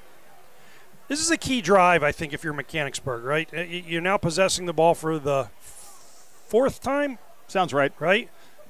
I wouldn't argue with you. We had a quick kick. We had a turnover, at least a third time. I'm sorry. I thought it was because we fielded the first one. Anyway, where I'm going with this is, can you wear them down? Can you break them down? We do believe we have superior line play to anybody we're going to face. We have confidence in our back, certainly in our quarterback. This is the drive I think you need to break through, or you're letting them stick around, and maybe they're equal to you, but if they're inferior to you, they're going to start to believe in themselves. So big drive here for the Cats to try to get some points. Reese Miller makes it to the 44 before he is stood up and bent backwards as Reese Christine leads the way. Also in on the tackle is Corbin Yoder, another 6'1", 215 senior. So Coach Shane Breon has some experience on the defensive side, and they are certainly bringing it to the Wildcats. Fair to say that through 2 games and nearly a quarter, this is the stiffest competition Mechanicsburg's seen here early in 2025. Noah Apple on the quarterback keeper, shakes off one block, stays on his feet. Noah Apple inside the 20. The chains are going to move. First down and 10, Cats. Tackle made by Jaron Kenny. Well, I think if we go back to week 1, I think Noah was our player of the game. I think we're quickly finding out as Noah Apple goes, so go the Mechanicsburg Wildcat offensively. There's other talent there. We need that other talent. That other talent is what's going to help us get over the finish line, if you will. But Noah can do what he's asked to do by design, and he can create when something is not there. And another excellent run by Noah Apple. I wouldn't go as far as to say he's a carbon copy of Eli Ryder, but he's doing a lot of Eli Ryder-like things that we saw last year as Reese Miller carries on first down and 10 for what I expect to be the final play of the first quarter. Well, I don't see it as an equal comparison there, Mike, because Eli Ryder had Isaac Dolman as a 1,000-yard rusher in the backfield, and he had Josh Smith as a wideout. Noah Apple has neither of those things. Right, he's got good players. He doesn't have either of those things. So Eli Ryder, great job last year, all league. I think some all-state teams deserves to be in the conversation with great quarterbacks in Mechanicsburg. But Noah Apple's, I think, got a different situation that he's dealing with and doing just fine. We're going to take a break, come back to start the second quarter. Mechanicsburg and Mifflin County tied at 0 live on Go Mechanicsburg.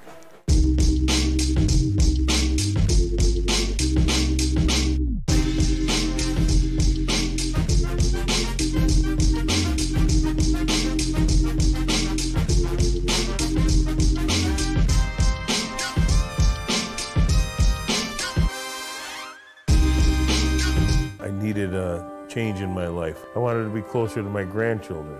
I was not hearing what the kids were saying. I fly hot air balloons and I couldn't hear leaks. It was time to take care of my hearing. As soon as I met Mary Ann at Renewed Hearing Solutions, she made me feel so comfortable. My life has improved so much since I got hearing aids. It was the best thing I've ever done. I would highly recommend Renewed Hearing Solutions. Get back in the conversation. Call Renewed Hearing Solutions today. Getting you back to Mechanicsburg Wildcat Athletics, presented by 11 Oaks Farms in Newville. Live on Go Mechanicsburg. Back at Memorial Park, John H. Frederick Field, Mike Garland, Dave Harris. We're hanging out in the Members First Federal Credit Union broadcast booth. Tonight's game presented by 11 Oaks Farms in Newville. It's going to be 2nd down and 8 for the Wildcats to start this second quarter. And Noah Apple and Reese Miller in the backfield. Drake Dawson on the wing to the right of this offense. Now Dawson shifts into the backfield. Reese Miller has the carry. Met near the line by Aiden Daubert. Yeah, I like what Coach Rubinick did there with that formation. Certainly, as you said, it does put Dawson in the backfield, but he's really lined up as a tight end, which is where he kind of made his mark in this program. So you can slide him down the seam there. If you're the defense, you're worried about a dump past him, you're worried about a curl, maybe a little out, but instead you bring him back, and now he becomes your lead blocking fullback. Jack DeLuca, Ryan Foose, J.J. Gould to the right. Noah Apple will keep, and he is going to move the chains. First and goal for the Cats from about the 5-yard line. So there's 5-6 yards. He made something out of nothing. He made, and I have to say that without knowing exactly the play call, but clearly he had no intention of ducking it up inside. That was not where he was intending to go. But the Mifflin Husky defender kind of blew up the end, held his ground, and he couldn't get the perimeter like he was hoping. So, not faint of heart, sticks his nose up in there and finds the seam and gets 5-6 yards. Cats break the huddle. First and goal from the 6. Mechanicsburg held scoreless in the first quarter. That is a rare sight over the last 2+ seasons. Apple lobs, far side corner, the pass incomplete. It was in and out of the hands of Ryan Foose, and a nice job on the defensive side by Joel Beamer. That was a play we saw a lot last year with Josh Smith. They went back to the corner this time, and Foose and Beamer basically took it out of his hands. Yeah, great defensive play, no doubt. But again, well played. And Foose is not someone we've talked about in that circumstance. If you'd have said ahead of time tonight, hey, the first shot in the red at the end zone is going to be a pass, I'm thinking DeLuca, I'm thinking Dawson. I'm thinking Gould maybe. I'm probably not thinking Foose. So he's there. He almost makes it well defended, although a very well thrown ball as well. Apple takes the shotgun snap, hands to Ryan Weaver. He is tripped up, tackled in the backfield by Aiden Daubert. We've said Daubert's name a lot today. We'll take a look at this one again. Yeah, this is a quicker defense than I think we obviously have seen the last couple of weeks, and maybe even if we go back into last season with the exception of Bishop McDevitt, they get it. There's no running away from them, right? You may be able to outrun them, and you may be able to get up inside them, but you're not going to run away from them. And so what they're doing is they're making us pay for missed blocks. And we've been able to get away with missed blocks because maybe the talent isn't there, or we're able to pop it quicker, with different people in our packages. But tonight, this defense is presenting a challenge with its quickness, and we're going to have to adapt to it. Foose near side right. Reese Miller takes the handoff, pulls his way into the end zone. Touchdown! Reese Miller and the Mechanicsburg Wildcats lead 6-0. I think there's your answer. North and south, north and south. You're not going to outrun these guys. They kept it in there nice and tight. The confidence of Mifflin was kind of working to the outside. We just had it a couple plays ago where we said Apple couldn't get the perimeter, so he cut it up and in. And so they dialed up something inside tight, sealed the block, kicked out, and he drove it right through and finished it himself. Beautiful run. It took a little longer than normal for the Wildcats, but Mechanicsburg on the board first.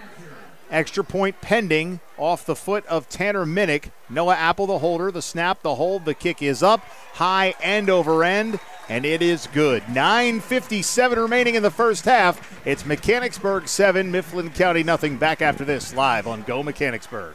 The Turnbridge Group at RBC Wealth Management is a proud supporter of Mechanicsburg Wildcat Athletics. When faced with tough business and personal financial decisions, turn to the Turnbridge Group. With a focus on retirement planning and complex financial situations, the team helps you define and achieve your goals, all while building a strong and caring relationship with you and your family. Financial advisors Tim Engel, Jonathan Stow, and Nick Hansen are available for your call. The Turnbridge Group, part of the community and for the community. Visit them online at turnbridgegroup.com or call 717-724-4225 today. Getting you back to Mechanicsburg Wildcat Athletics, presented by 11 Oaks Farms in Newville. Live on Go Mechanicsburg. Tanner Minnick to kick off for the Wildcats. Back deep to receive is Joel Beamer and Brandon Jackson Strohecker. Now it actually is Brandon Kaufman. I was right the first time. That's Beamer going cross carpet, and he is going to be tackled about the 23-yard line. Wildcat Athletics would like to recognize the Mechanicsburg Area Recreation Department for their continued support of our web streams. With the Recreation Department here in Mechanicsburg, you can immerse yourself in a world of excitement and discovery. From creative crafts, dance, fitness opportunities, family fun, and more, there is a little something for everybody. Don't miss out on fantastic experiences that inspire, enrich, and bring the community together. Visit mbgsd.org or click on the Recreation tab to learn more. You can also stop by their office at the Trails and Trees Environmental Center. First down and 10 for the Huskies. The ball on their own 23-yard line. They have been living this first half in the shadows of their goalpost. Shotgun snap corralled by Hartung. That pass was nearly completed to Nevin Farley across the middle, but he couldn't hold on. He would have had a first down and then some. As they used to say, that's hit him in the worst place. His hands? Right in his hands, yeah. He put it in his bread basket. Actually a nice route there by Farley. He found the soft spot underneath the zone, kind of started to nestle in a little bit. Hartung delivered it and just didn't come up with it. Second down and 10. Chase Hartung leads his Huskies back to the offensive line. 4 wide receivers with a single back in the backfield, that being Jackson Strohecker. Dominic Sinek in motion. Strohecker on the carry will gain 1, maybe 2, so third down and long as Colin Stair and Jimmy Dwyer come into the contest to provide a little extra beef on the defensive side of things. Again, another speed set look, as we call it, 4 wides from Mifflin. We would call that speed set Larry Fast, Salad Roger was the name of that play there, Mike. Looking on the toss sweep to the right-hand side, bring the guy in motion. But again, what they're trying to do, and I respect it, is run at Dawson instead of away from him. And he held his ground that time for sure. 4 receivers for the Huskies. Strohecker and Hartung in the backfield. Hartung takes that shotgun snap with 5 seconds on the play clock, steps up in the pocket, going deep, far side of the field. That pass is incomplete. It was intended for Dodger Weaver. There's a flag on the play at about the 21-yard line. Yeah, it's way away from the play. I don't believe the quarterback was over the line of scrimmage, and I'm not even sure that was his call because he was downfield. Did they have a lineman downfield? I don't see that. It didn't, unless he's calling a hold or something over here, a defensive hold. But they're talking to the coach, so I think he's declining it. It must be on Mifflin. I saw one of the officials tap his cap. That usually means ineligible downfield, but we'll wait for the official call from Kevin Beebenauer. I just didn't see it. I'm not saying it wasn't there, but I didn't notice it by the time I looked out. And that is the call, ineligible man downfield for Mifflin County. Mechanicsburg opts to decline that penalty. It'll bring up 4th down and 8, and the punting unit back onto the field for the Mifflin County Huskies. Yeah, nice play there by Hartung. I thought he did a nice job getting out, worked his way up inside of the pressure, was behind the line, set his feet, threw a decent ball down the sideline, just got away a little bit. Did have a receiver in the area, just too close to the sideline. But here we go again, and don't think we have Gould back this time, or do we? I can't see the number. That is J.J. Gould. Oh, he's deep. I'm looking at 13 Foose up tight. And that goes off a Mifflin County helmet. And it's going to be picked up by Foose, who goes out of bounds. Now a late flag comes in as one of the sideline personnel goes down for Mifflin County. It's flashbacks to me from last night. I'm all too familiar with players running into people on the sideline. It can hurt. It can. I'm not sure what this is. It hit off his helmet. I didn't see any fair catch signal. I don't think they're trying. I think they're going to try. Someone's trying to argue if somebody put a hand up, which I think, clearly, unless they put a hand up and wave, that's the mistake they make. Like that. Well, because if Gould signaled for a fair catch and then scooped Foose picks it up and runs. And I'm saying I don't think I saw that. And that also shouldn't be the guy on that sideline. I was thinking that would be the back judge who would make that decision. And the official call coming in just a moment. So we're getting the ball for sure, of course. A personal foul against Mifflin County, so they're going to go with a late hit, which is what forced Foose into the sideline personnel. Well, I think where we saw the guy throw the flag out to the point where the ball was touched, that's what kind of drew our attention. I think he just, wanted to make sure it was seen, even though the penalty was actually over on the sideline. So 1st and 10 for the Cats at about their 38-yard line. And to offer some context, because inside jokes are fun for a moment. I was on the sideline in Philadelphia last night, and there was a play. Was it maybe the first half when Jalen Hurts got pushed out of bounds, and it was me and a parabolic microphone guy. You know, the people that stand and hold the mics. Well, that guy got taken out. I took the high road and ran. Yeah, fight or flight, I believe, is the strategy. I flighted. Okay, all right. Another good start here, field position. So let's see if we can keep people safe on the sidelines here on this drive. Please do. First down and 10 for the Cats. Noah Apple's pass is completed. On the far side, a wide receiver screen to Jack DeLuca. We've mentioned his name a few times this year, but maybe not as frequently as I thought we might. Regardless, he's been fairly sure-handed when those opportunities come his way. He gains 4, second down and 6. Yeah, I guess I think what I like about that is he's going to come through when you need him to come through.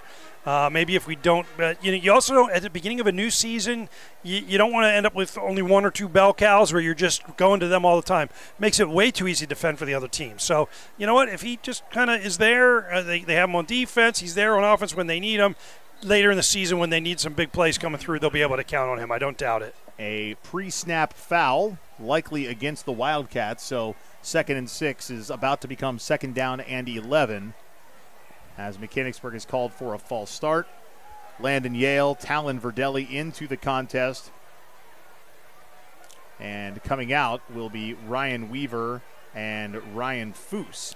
Well, you're still in 4-down territory, right? It's second and 12, mind you, but that's not a whole lot different than first and 10 and then punting on 4th down, right? So you've got 3 downs here to get your 11 yards, and even if you don't, you're at the 30-yard line, right, if you wouldn't convert, or 29-yard line, giving them the ball back, right? So you got 3 plays to go 11 yards, and if you don't, again, they still 70 yards between Mifflin and the goal line. And it was Reese Miller that came out. There is no such kid as Ryan Weaver. I just made up a guy. Second down and 11. Apple to Drake Dawson. Dawson met near the line of scrimmage and literally drags a Mifflin County defender forward for a gain of 3. Kane Peck along for the ride. And I'll tell you what, my memories of those fingertip tackles, that hurts the fingernails. Well, I think that's one, too, as I watch that, and I'm a big Drake Dawson fan, but, this is new to him to be running from tailback position. You just got to come up in there. There's probably going to be contact. You can't avoid it. You can't kind of try to go to the side of it, and I think he was just he's got some speed. Obviously, he's got some size. He's got to combine those two together, and maybe that blows through that and picks him up another 2 or 3 yards, or maybe he gets to the second level. Third down and 9, a low-scoring affair, all things considered by standards of both of these teams. Noah Apple. Play fake to Drake Dawson, looking for Jack DeLuca down the middle. Jack stretched out for it and couldn't haul it in. It's going to be 4th down and 9. Yeah, I like the play. I like the play because I think they're going to go for this here, and they might do the pooch punt again. It's 7-0. You might as well do that. Play your defense. It's turning into a little bit of a slugfest. But there was DeLuca, who we talked about, not hearing much about. The defense falls asleep on him. He splits the safeties. He is open. Not a bad throw from Noah Apple, just a little bit past his outreached arm, but almost a great effort, almost a great catch by Jack DeLuca. Want to commend the fans from Mifflin County making the trip here to Central Pennsylvania. You can see the visitor side bleachers filled with fans of the purple and white. Temps getting a little cooler here in the evening. A timeout has been called. We'll keep it right here. A reminder, Wildcat fans, that the Mechanicsburg Music Alliance will be hosting their first and only home event of the year, as the Maroon Machine will compete right here at Memorial Park and John H. Frederick Field. The 27th annual Music in the Park event and showcase is Saturday, September 27th. 2 collegiate-level bands will perform along with 6 high school bands, including our own Maroon Machine. Gates open at 5 p.m. The competition starts at 6. Tickets are $12 for adults, $8 for students, active military and veterans, plus seniors. Children 4 and younger are free. Tickets are available online now. Just scan that QR code that is on your screen. You can also buy them here at the stadium on the day of the event. We saw them perform pregame. And if you want to see them perform live, if you're not traveling, then that would be the best opportunity to do so. Following the timeout for the Cats, the offense will come back out onto the field. And I'm not sure if they were talking strategy or if there was a personnel issue that forced the timeout. Well, what you're trying to do is read what the defense is doing. If the defense is caught off guard, that's where the quick kick is really powerful, because you've got your 11th defender 25, 30 yards from the line of scrimmage. if he's up close, you kick it away. Now he's back. It leaves you wondering, do we just try to sneak somebody in behind the linebackers, right? You got trips right. Can we get somebody in behind those linebackers down to the sticks and pick up your first down that way? Lucas Hartung standing at about the 10, and the Cats will go for it. Apple nearly has it intercepted. It was intended for Jack DeLuca. Reese Christine had stepped in front of it and couldn't hold on to it. So a turnover on downs for the Wildcats. Both teams' defense have been playing very, very strong today. The Cats just happen to have one up on Mifflin County. Well, that's on the Cats. That wasn't the defense. As a matter of fact, exactly what I thought was going to happen happened. The Cats out-schemed them. Great use of a timeout. DeLuca was open, just not a great ball by Noah Apple. Interestingly enough, I don't know that the defender meant to drop the interception, but that's the right play there because it netted him 15 yards. 1st and 10 for the Mifflin County Huskies. The ball on their own 37-yard line. 7:43 remaining in the first half. Live on Go Mechanicsburg. Today's broadcast presented by 11 Oaks Farms in Newville. That pass from Hartung is complete on the near side to his brother Lucas. And you can just imagine how many times they've played catch like that in the backyard. Yeah, he's just a sophomore, Lucas Hartung. But again, I think if the things I was able to find online about them and read, I think Lucas had both of their touchdowns. So I'd be paying attention. That was last week. I'd be paying attention to where he's at on the field, certainly. Cats flew to the football well there, though. Did a nice job. And I think that's the mentality they have to be playing here right now is bend but don't break with them on their own 40. Don't give up the big play, hoping that sooner or later they'll make the mistake. Play action to Jackson Strohecker. He pulls it back. Hartung to Hartung one more time. And younger brother Lucas is going to be stopped short of the line to gain, helping run him out of bounds. Defensively for the Cats is Danny Kurtz. Yeah, I think Gould was in on that play too and kind of hog-tied him and rode him out. So again, it looked like a big play, about 4 yards, maybe 3 yards, so it's third and manageable here for Mifflin, but if you're the Cats, you're not uncomfortable with where you're at too, because this is not 4-down territory, at least if they can stuff them here or force an incompletion. 3rd down and 3. Single back in the backfield. 3 wide receivers, 2 to the left of Chase Hartung, 1 to the right. Strohecker takes the handoff, dances in the backfield. There's going to be a flag as he is tackled short of the line to gain. Looked to be Donnie Despinis with the tackle. Well, and that's in holding territory inside there. That's the umpire into the interior line. We'll wait for that official call in just a moment from referee Kevin Bievenauer as he stands near the 40. And the hold is called against Mifflin County. So I think this is a penalty that you take. You back them up and make it 3rd down and about 13 or so, because that penalty gets marched off from the spot of the foul. Yeah, nicely played. I think what you have? You had Strohecker on the carry there. He did a nice job. There's a case where he wasn't trying to run outside. He bounced it outside. He got to the initial point on the right tackle. Wasn't there. He bounced it out. It was nice. The hold, though, may have been a difference maker, certainly depending on where it was in that right interior side of the line for the offense. 3rd and 14 following the holding penalty. Mifflin County to the line of scrimmage in a bit of a hurry with 4 seconds on the play clock. Strohecker in the backfield. Hartung, 3-step drop, steps up in the pocket, dumps it forward. The pass is completed to Easton Zook. He gave it up. He had the first down and decided to try to break it and worked his way back. And once you're free of the defender and break back, you don't get forward momentum anymore. So Zook is tackled by Danny Kurtz. It's going to bring up 4th down and 2, maybe 3, and that Mifflin County offense is going to stay on the field. This is where we find out what the coach is about there, because, a lot of time left, obviously, and you are getting the ball if you're Mifflin to start the second half. So it's 2 yards. It is, you can argue, 4-down territory, but you're only at your own 45. Giving the ball back to Mechanicsburg on their side of the field is just not something I would want to entertain at this point, down 7-0. Chase Hartung in the gun. He's going to try to draw maybe, and then no. Takes the snap. Far side right, pass is complete. The chains are going to move. Big call and big execution. I give credit to the coach. So we're afraid to give it back to him, or we don't want to give it back to him, or better yet, we think we can get this. And Hartung made the throw, and receiver went up and made the catch. That was a big play right there. That was Nevin Farley on the reception. Dylan Taylor, Donnie Despinis combined on the tackle. Mifflin County picks up a much-needed first down and into plus territory. The ball at the Mechanicsburg 48-yard line as the Huskies march to the line of scrimmage. 4 wide receivers, including 3 to the left of Chase Hartung. 10 seconds on the play clock as Hartung takes the snap. Drake Dawson giving pressure. That pass is incomplete, and Dawson makes some contact near the 40. And I will tell you what, the one thing Hartung has been able to do is avoid the sack. Yeah, he's nice in there. He's got savvy. He's got experience. As I said, there's a time and a place for that, certainly. I think down in the end zone, he had to step into it and on that third down and make that play. But also out there, I think we got Apple and we've got Foose out there. I don't think we got the Spenis. He's over here, down here, number 12. I think it's 13 out there making a couple plays on the far sideline. Foose is not one. I don't know if we saw him a lot. If you guys saw him a lot last week, we didn't call his name a whole lot week 1 though either, did we? Right, and he played some offensively last week, a couple of defensive snaps as well. But Coach Heckert figuring out who his players are here through 2+ weeks of play. Strohecker with the tackle, and Strohecker carrying the ball, tackle for loss in the backfield.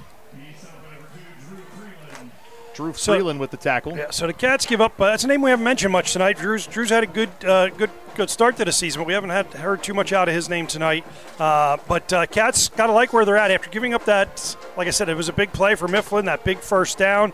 Now they've got him in that 3rd and long, back in negative yardage territory at their own 49. 4:22 as the clock runs. And it was actually Mifflin County. No, it was Mechanicsburg that called the timeout. So the Cats with 2 timeouts. Mifflin County has all 3, looking to tie this one up, heading into the locker room, and the Huskies will have the ball as Landon Yale picks up his 2nd sack of the year. I'll tell you what, though, it wasn't just Landon Yale. Tristan Wolf helped make it happen. Yeah, there was some big pressure. I thought there probably was a hold on that far side. It was right in front of the white hat. He didn't make the call. Okay, I get it. So it was great to see the pressure come in and clean up.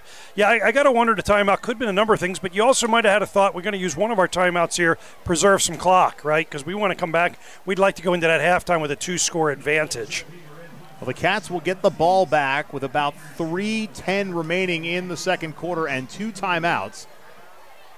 Joel Beamer receives the long snap, punts it away, a wobbler. It's going to be fielded by J.J. Gould. Gould looking to turn the corner. Gould coming up the near side, busting through one tackle, fighting as Kyson Russler finally brings him down. 2 big returns for J.J. Gould today. Will this one lead to Wildcat points? Yeah, I looked around. No laundry on the field, of course, and he did a nice job. Again, we talk about the decision to field, not to field, and then there's also what you do with it once you field it. And sometimes just fielding it is enough. However, as he does more often than not, Gould tries to make something out of it, and he makes a lot out of that one. You talked about looking for flags. As I was watching that play develop, I saw Landon Yale make contact with a would-be tackler in that area that the officials could have called a crackback block because he was coming back to make that hit, but no call. 1st and 10 for the Cats as Reese Miller surges forward just short of the 20-yard line. Now we got a little bit of running downhill also. We got a little bit of momentum, a little bit of physicality. It's been a physical game. Mifflin's a physical team. I said they're quick on defense. I think the Cats have kind of learned with that last drive with the score, and where their success has really been offensively, I don't want to say necessarily between the tackles, but probably between the tackles, but definitely north-south. And so come at it, hit it quick, seal the blocks, punch it out, and just go. And don't get fancy, and there they go again. Reese Miller picks up the first down, and he is popped to the turf by Aiden Daubert. Yeah, Daubert's a nice looking linebacker. He didn't even wrap his arms that time. He just pinballed him and knocked him down. However, if you're the Cats, you're going, okay, we'll take that because until you pinballed him to the ground, he was 7 yards downfield. First down and 10 for the Cats. They're in the red zone. The ball spotted at the 17-yard line. Mechanicsburg looking for its 2nd score of the day. It's not going to happen on that play as Reese Miller is tackled by Brian Arend for a loss of 1. Well, and that's one where we talked about hitting it quick, and that was a little bit slower developing. I'm not sure if that was by design or not. Again, a quick defense. You don't always account for the guy coming off the edge on the backside like that on a right-handed run play because your goal is to get into the line and then towards the 2nd level long before he gets there. But he was quick, and he made a nice play from behind. Jack DeLuca hits the sideline. Grady Weaver comes in, and he is at least for the moment in the backfield. Now splits to the right, and he'll be positioned just left of Ryan Foose. 4 seconds on the play clock. It's going to be a reverse to Weaver, and he is gobbled up in the backfield. That play was blown up and busted up by Aiden Daubert. Yeah, Daubert and now RN44, they're a force to be reckoned with. They've been in on a number of plays, especially Daubert. And, yeah, I thought it was interesting. Again, we've talked about at least from my perspective and what I've observed, it's going to be tough to get outside of these guys. It's just going to be tough. And that was a design play. I think they were trying to rely on the trickery, the misdirection, right? It was basically a double reverse, if you will. But Mifflin wasn't tricked. They stayed at home, and they executed and finished the play. A heavy left side set for the Wildcats with Landon Yale and Drake Dawson shifting to the left side. Reese Miller takes the handoff, working off a block from Jimmy Dwyer. Gets back towards the original line of scrimmage, but certainly still a lot of distance to go to make that line to gain. 4th down and 13 for the Cats as the offense will again stay on the field. Yeah, it wasn't a bad play at all, although I thought it looked like a lot more yardage was going to be gained because they had that looked a little bit like the old school student body left, as they used to call it. They were pulling linemen and they were making all kinds of pressure there, but just didn't get to finish it to the second level. A timeout has been taken with 31 seconds remaining in the first half. Back after this, live on Go Mechanicsburg. At Bobby Ray Hall, it's about doing the right thing, starting with our vision that clients deserve great service at a fair price. We understand this can only happen with great team members. Doing what's right includes supporting local charities, youth sports, and first responders. It extends to the environment and why we reclaim rainwater for car washes and recycle used oil. We want to thank our loyal clients for recognizing us by voting Bobby Ray Hall simply the best of Harrisburg for 21 years in a row. Experience the Bobby Ray Hall difference and find out more at BobbyRayHall.com. Getting you back to Mechanicsburg Wildcat Athletics, presented by 11 Oaks Farms in Newville. Live on Go Mechanicsburg. Following Mechanicsburg's second timeout of the half, it's 4th down and 13. 31 seconds left. The offense is going to stay on the field. And Mechanicsburg certainly needs to be careful that if they can't convert and Mifflin County gets the ball back, not to give up anything big, because the Huskies also get the ball to start the second half. Yeah, certainly. Respect where you're at. A little bit out of field goal range. Certainly not punting situation, so you're going to take a shot at this. Apple, backside pressure, hit. The ball comes loose, and it's going to be recovered by Mifflin County. And that's exactly what we didn't want to see happen. Brian Aron came in on the backside pressure, knocked it loose, and the Huskies were able to recover. And Johnny on the spot there was Trey Smith, the 6', 180-pound senior. Well, again, we talk about and he was rolling right. Do you sometimes you have to leave somebody unblocked. I just don't know if I'm Mechanicsburg the rest of the night. I want to know where 44 is, just like I want to know where 20 is. But 44 off the edge, you got to slow him down. And I'm a little surprised we haven't seen a screen pass, Mike. I talk a lot about that. I think Coach Rubinick has a really good feel for when to make that call and has done a great job of that since he's been calling plays starting several years ago. That's how you slow down that defensive end like that. You can't slow him down by trying to run away from him. You gotta kind of out-scheme him and make him pay for his aggressiveness. 1st and 10. Hartung hands it off, so doesn't look like Mifflin County's going to try anything spectacular here, and in fact they look to be content with running out the first half clock. So the Cats are going to head to the locker room leading 7-0 in a game that a lot of people had their eyes on tonight and so far has not disappointed. No, it's shaped up. I didn't know what to expect out of Mifflin. Again, I thought the quarterback would be decent. He is. I didn't know much about the defense, but the defense is as good as what we've seen in most of the weeks we've seen the last 2 years. Certainly, you come back to McDevitt. Even there were some other good defenses last year, but this is a defense that's not going to give up a lot very easily. As we watch the Wildcats head to the locker room, we want to remind you that fall sports are here, and Shaggy Chic Dog Grooming cheering on our hometown teams while athletes hit the field. Let your dog be the MVP at home. Call Shaggy Chic Dog Grooming today, 717-919-6266, or stop by 16 South Market Street in Mechanicsburg. Shaggy Chic Dog Grooming, where every pet looks like a champion. Go Wildcats. We're going to take a break, come back with halftime as we check in with our friends at Operation Wildcat, live on Go Mechanicsburg.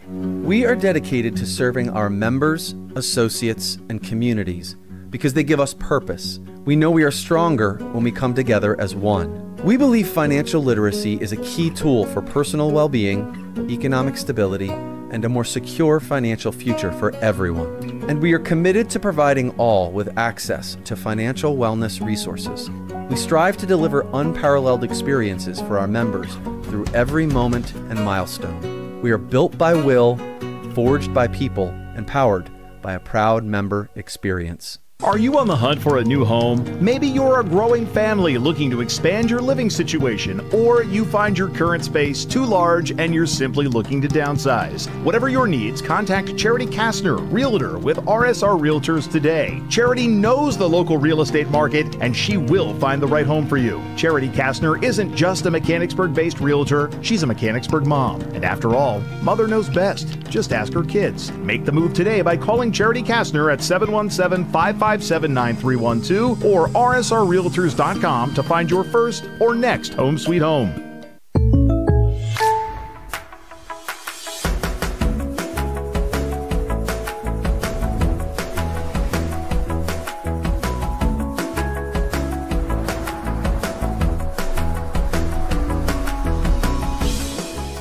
The State Farm Personal Price Plan helps you create an affordable price just for you. Contact local agent Seth Gardner for your personal price plan today.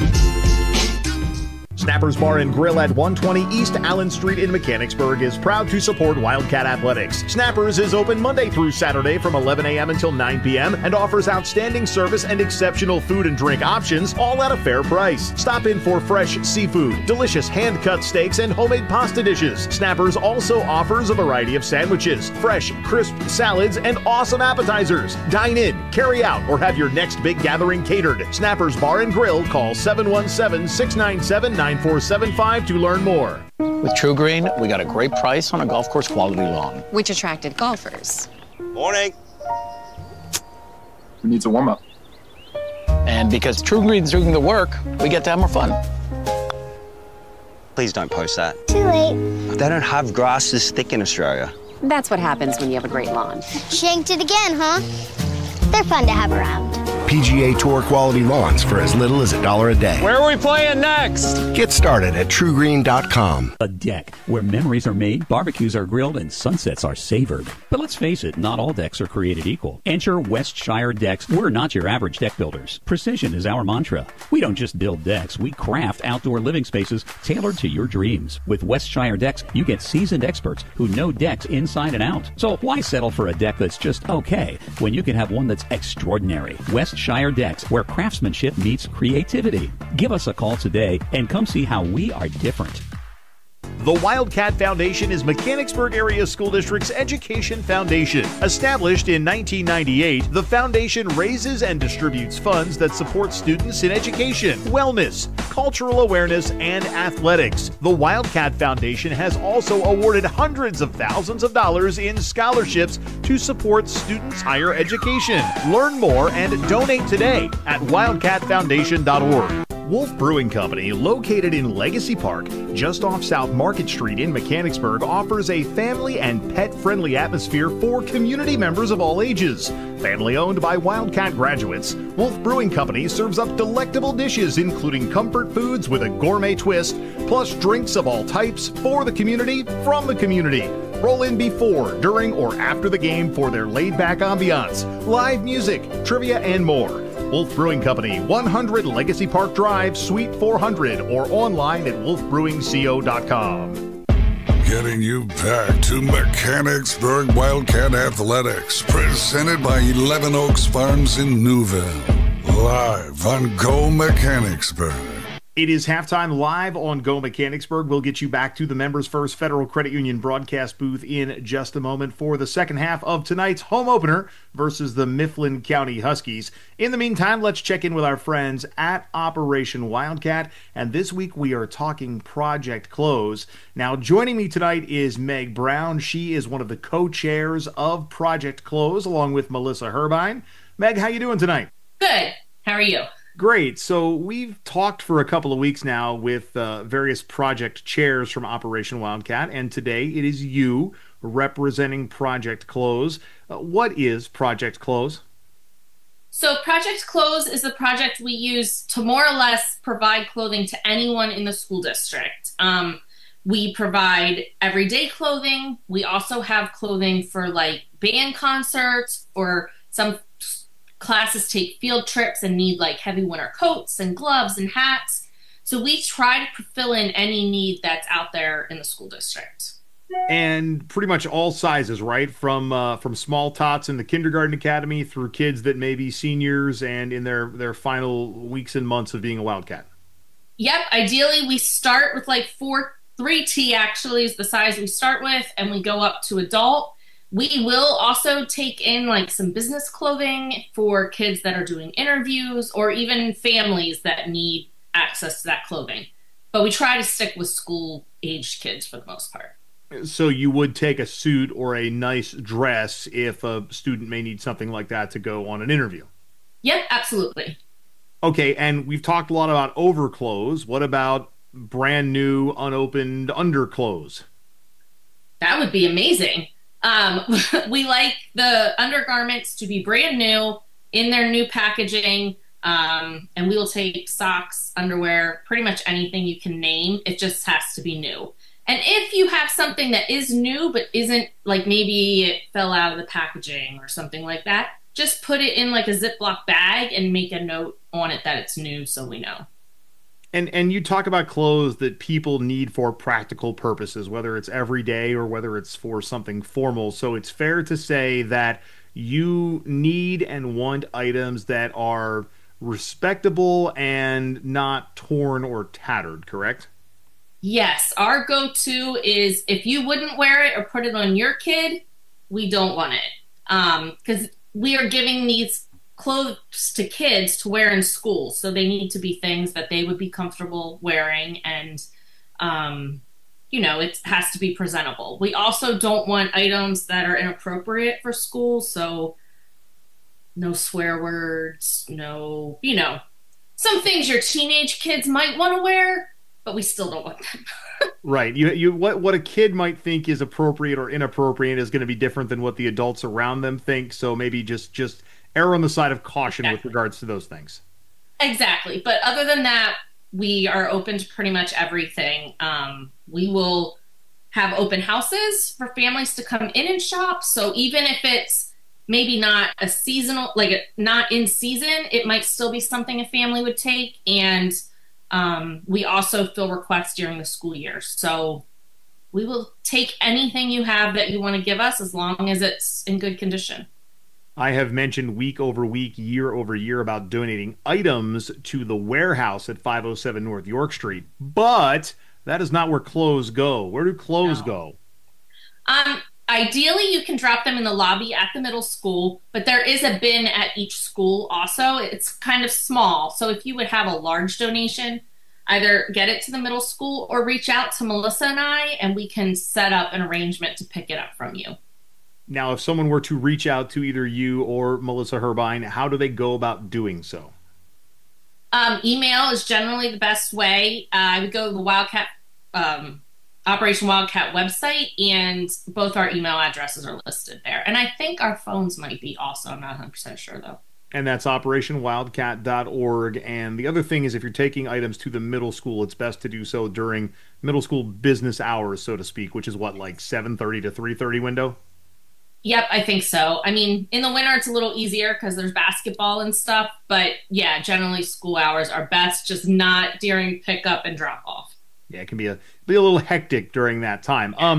If you are a family or a student in need, we preach confidentiality, like it's okay to reach out because others around you aren't gonna know. So how do you go about reaching out?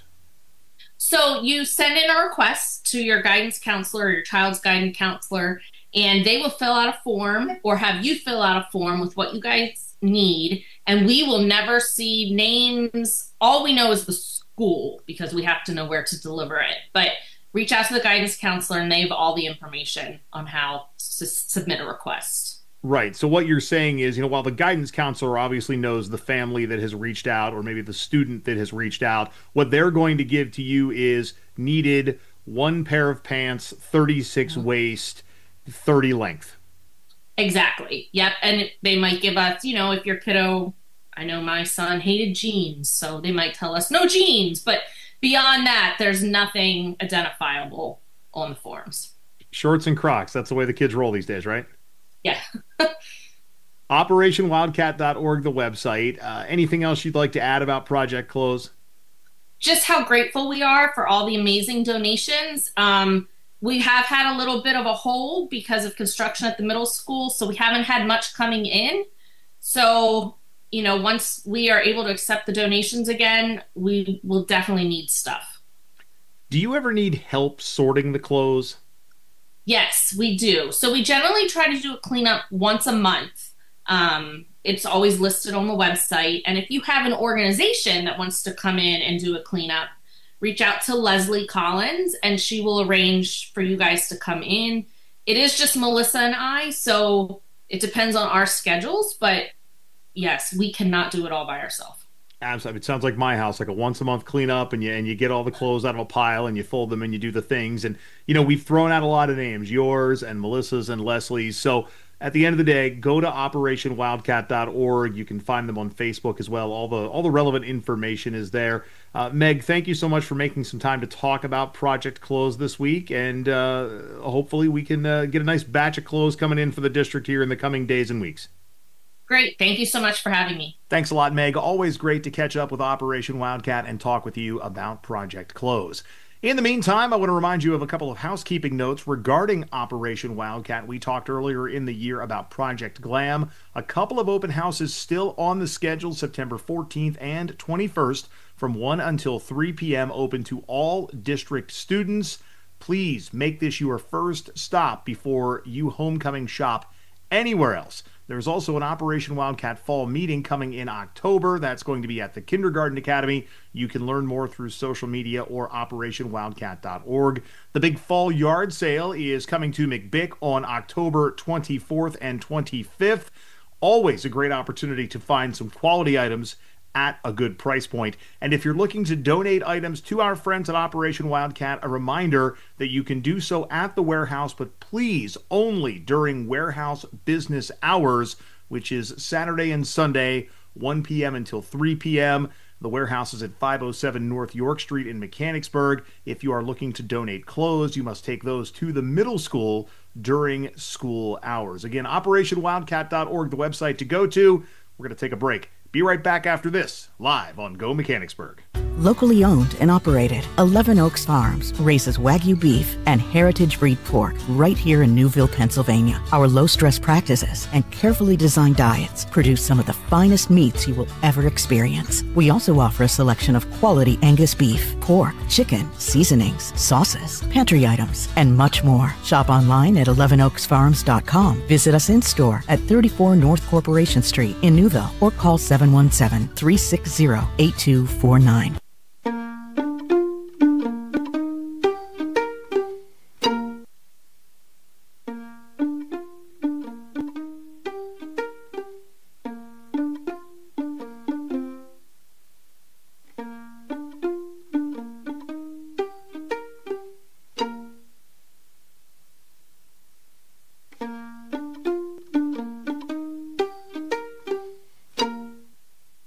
Does your property need a little TLC?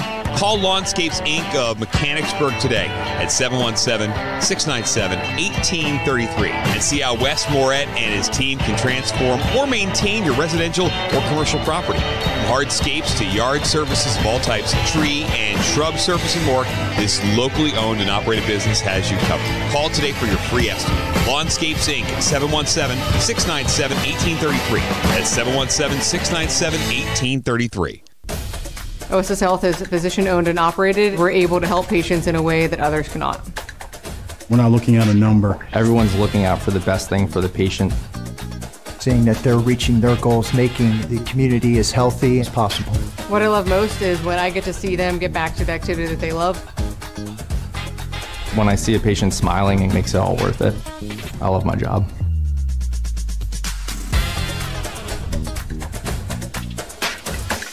Operation Wildcat is a nonprofit organization whose mission is to pool the resources in our community to help our school district students, families, and staff members in need. We'll take your new or gently used back-to-school items, bikes, books, clothing, dresses and suits, furniture, Halloween costumes, gifts for the holiday, Christmas tree decorations, pennies, socks, underwear, Thanksgiving food, toothbrushes and toothpaste, and yard sale items. Learn more at OperationWildcat.org and go Wildcats. Elevate your everyday with the Mechanicsburg Area Recreation Department. Immerse yourself in a world of excitement and discovery. From adrenaline-pumping sports to serene outdoor escapes, we've got your perfect recreation blend. Join us for fitness, family fun, and fantastic experiences. Unleash your inner adventurer. It's time for a thrilling escape. Visit mbgsd.org and click on the Recreation tab. Or drop by our office at the Trails and Trees Environmental Center, Mechanicsburg Area Recreation, where every moment is a new adventure. At Bobby Ray Hall, it's about doing the right thing, starting with our vision, that clients deserve great service at a fair price.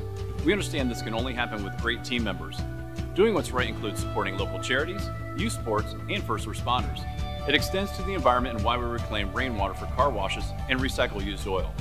We want to thank our loyal clients for recognizing us by voting Bobby Ray Hall simply the best of Harrisburg for 21 years in a row. Experience the Bobby Ray Hall difference and find out more at BobbyRayHall.com. The Turnbridge Group at RBC Wealth Management is a proud supporter of Mechanicsburg Wildcat Athletics. When faced with tough business and personal financial decisions, turn to the Turnbridge Group. With a focus on retirement planning and complex financial situations, the team helps you define and achieve your goals, all while building a strong and caring relationship with you and your family. Financial advisors Tim Engel, Jonathan Stow, and Nick Hansen are available for your call. The Turnbridge Group, part of the community and for the community. Visit them online at turnbridgegroup.com or call 717-724-4225 today. Getting you back to Mechanicsburg Wildcat Athletics, presented by 11 Oaks Farms in Newville. Live on Go Mechanicsburg. We are seconds away from starting the second half at Memorial Park and John H. Frederick Field. Mike Garland and Dave Harris hanging out in the Members First Federal Credit Union broadcast booth. Tonight's stream presented by 11 Oaks Farms in Newville. And Dave, the Wildcats have their hands full tonight with this Mifflin County Husky team. You wondered what the Huskies were all about, going 2-0, having not yielded a score all season. Well, they may have given up their first points of the year in the second quarter, but this team is for real. Yeah, defensively, I think they've posed a lot of different challenges for us, right? We've worked hard for what we've had. We've moved the ball a little bit, but it's not like we've been close to breaking a number of them. They've got some speed, and they've got certainly some toughness. On the flip side, I do think they have some potential offensively, but they really have not put the risk out there. But as long as it's a one-score game, it's absolutely a dogfight, and even two scores is not going to be safe, certainly. But we'll see what their offense can do here. This is a big possession coming out. They're fresh. They should have confidence that maybe they didn't even have at the start of the game, and see what happens. Joel Beamer gets tackled and may have been brought down by a face mask, but no call. I saw his head turn as Drew Freeland pulled him down. Yeah, I don't know. I don't know that was the only contact. I certainly did see his head turn, so there perhaps was something there, but it was an official right in the neighborhood, and for one reason or another, he did not seem to think it warranted a flag. First offensive possessions of the quarter for the Mifflin County Huskies. And they have an opportunity to tie things up maybe on this possession. But their offense and defense both very strong in the first half, keeping the Wildcats the top scoring team in the Mid-Penn Keystone to just 7 points. Single man in motion, that is Lucas Hartung. Brother Chase being chased. That pass complete to Dodger Weaver. It's good for a gain of 11, and the sticks will move. First down and 10 for Mifflin County. Yeah, what the Cats have not been able to manage here is much pressure up the middle. And what Hartung has done a nice job is stepping up in. He steps up and just doesn't pull it and run. He steps up and keeps his eyes downfield, and that, again, is that experience as a senior quarterback. But he does throw the ball late, and so that sometimes also can bode well for the defense. But the Cats are going to have to get some pressure inside. I know we're not much of a blitzing team. We haven't had to be a blitzing team as of late, but we're going to get some pressure up the middle one way or another here soon. Chase Hartung, 3-step drop. Colin Stair running after him. That pass is completed to Jackson Strohecker. A gain of 4, second down and 6. Yeah, that time they did a little something different. I don't know if it was I didn't catch if it was a twist or if they just changed up their alignment. But Colin Stair came right up there, just like on cue when I thought about they need to get some pressure. He probably got held a little bit, not warranting a call, and probably didn't need to. But again, Hartung stays in there, gets rid of the ball, and into tight coverage on the short sideline makes the completion. Second and 6, 10:43 remaining in the third quarter. The Cats have scored just once. It was a Reese Miller 9-yard touchdown run, actually right at the end of the first quarter. So I take back something I said a little bit ago in that I had thought the Wildcats had been kept off the scoreboard in the first, but that was not the case. And now we have a sack. We have a sack as Chase Hartung is brought down. Drew Freeland helping lead the way. I don't know. I'm getting too confused about calling a play. We scored down there, Mike. That's the second quarter. Second quarter. Yeah, so I don't know. I wrote something down wrong there. My apologies. Yeah, but that's where my mind was going. I'm trying to replay where we lined up to return the kick and then where we scored. But, yeah, got some pressure in there. I apologize. I was trying to peel back a couple drives ago. A lot of moving parts, and sometimes I change the pieces along the way. So my apologies for that. 3rd and 9. Again, we talked about them coming out. They sat on the ball at the end of the quarter, not a lot of time, the end of the half, knowing they were getting the ball coming out in their 3rd and 9 at their own 36. So big play here for Mifflin if they want to keep possession. Little screen, pass complete. Near the line of scrimmage, the ball comes out, but the officials say the whistle blew. And regardless, Mifflin County falls on it. But a nice job by J.J. Gould to be in the area to make some contact and for the Cats to be aware of that short yardage play. Well, it was a great play. It was a great call. They kind of did a little bit of rolled right. Again, when the pressure's coming, you've got to go where the pressure's coming from. So they set up a little bit of a screen. Nice delivery by Hartung. But Gould stayed at home and came up and made a sure-handed open field tackle. Held him up. 2 guys came in. I'm not so sure he was down before that ball came out, but they did blow the whistle, and that's the end of the story there.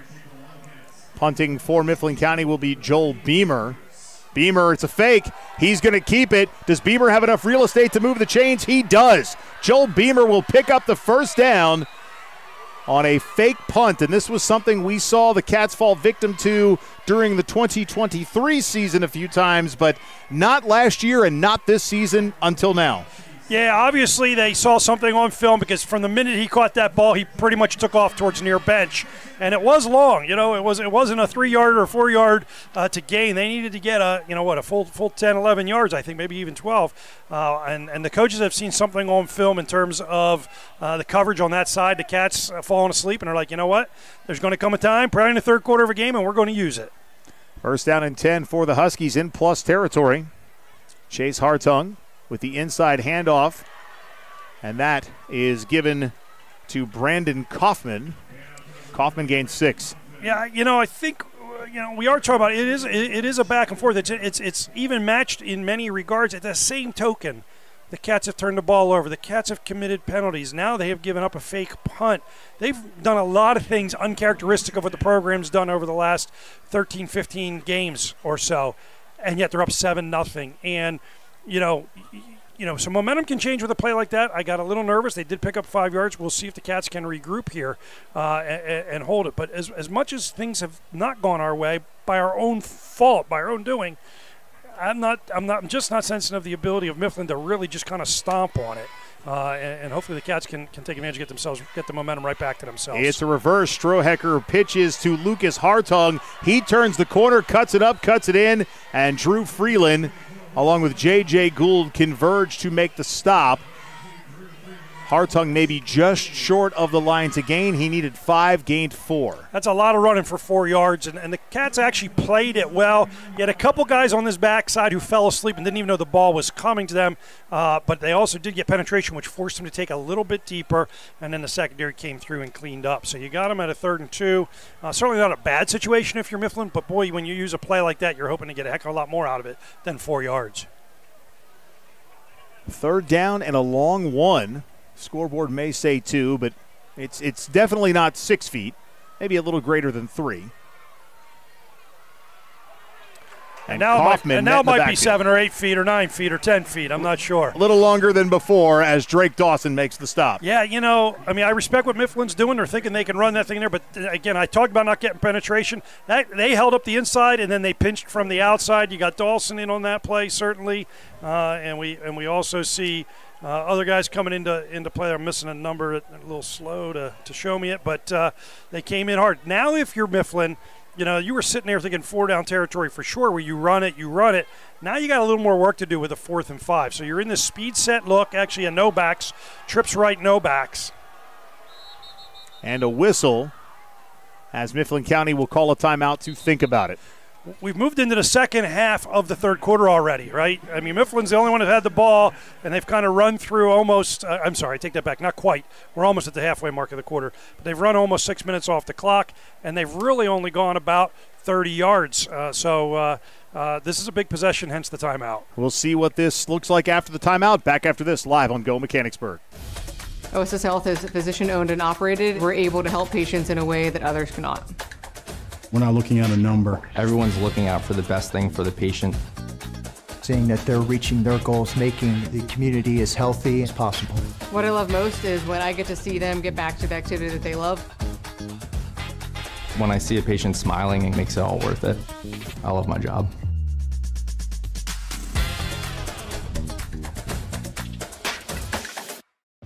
Getting you back to Mechanicsburg Wildcat Athletics, presented by 11 Oaks Farms in Newville.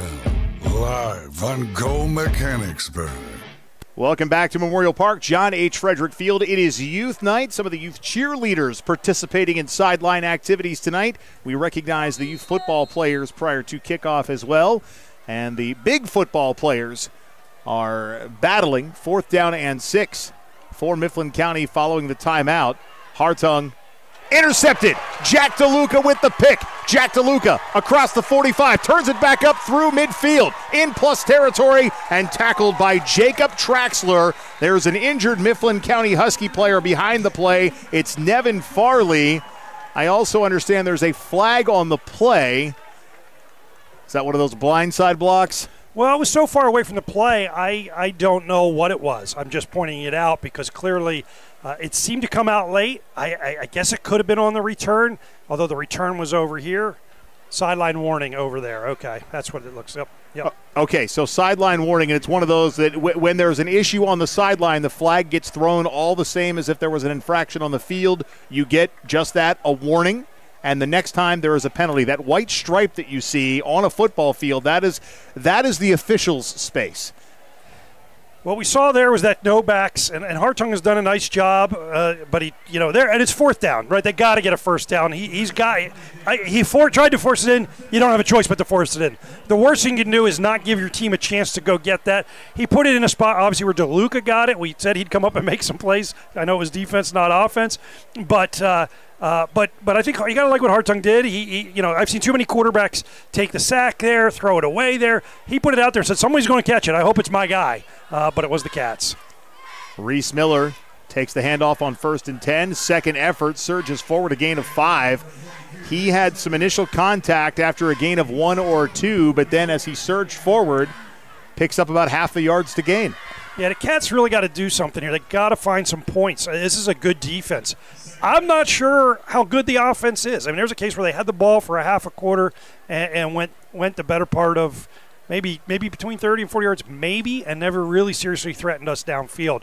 I got to believe if you can get to 14, you got a chance to put it out of reach. High shotgun snap, and it gives J.J. Gould an opportunity to get behind the defenders. He corrals it and somersaults forward, a first down, and it looks like J.J. Gould might be cramping up by way of the fact that he's got a teammate there stretching him out. Well, I'll tell you what, Noah Apple hustles back to get it. Sometimes the smart play is to fall on it.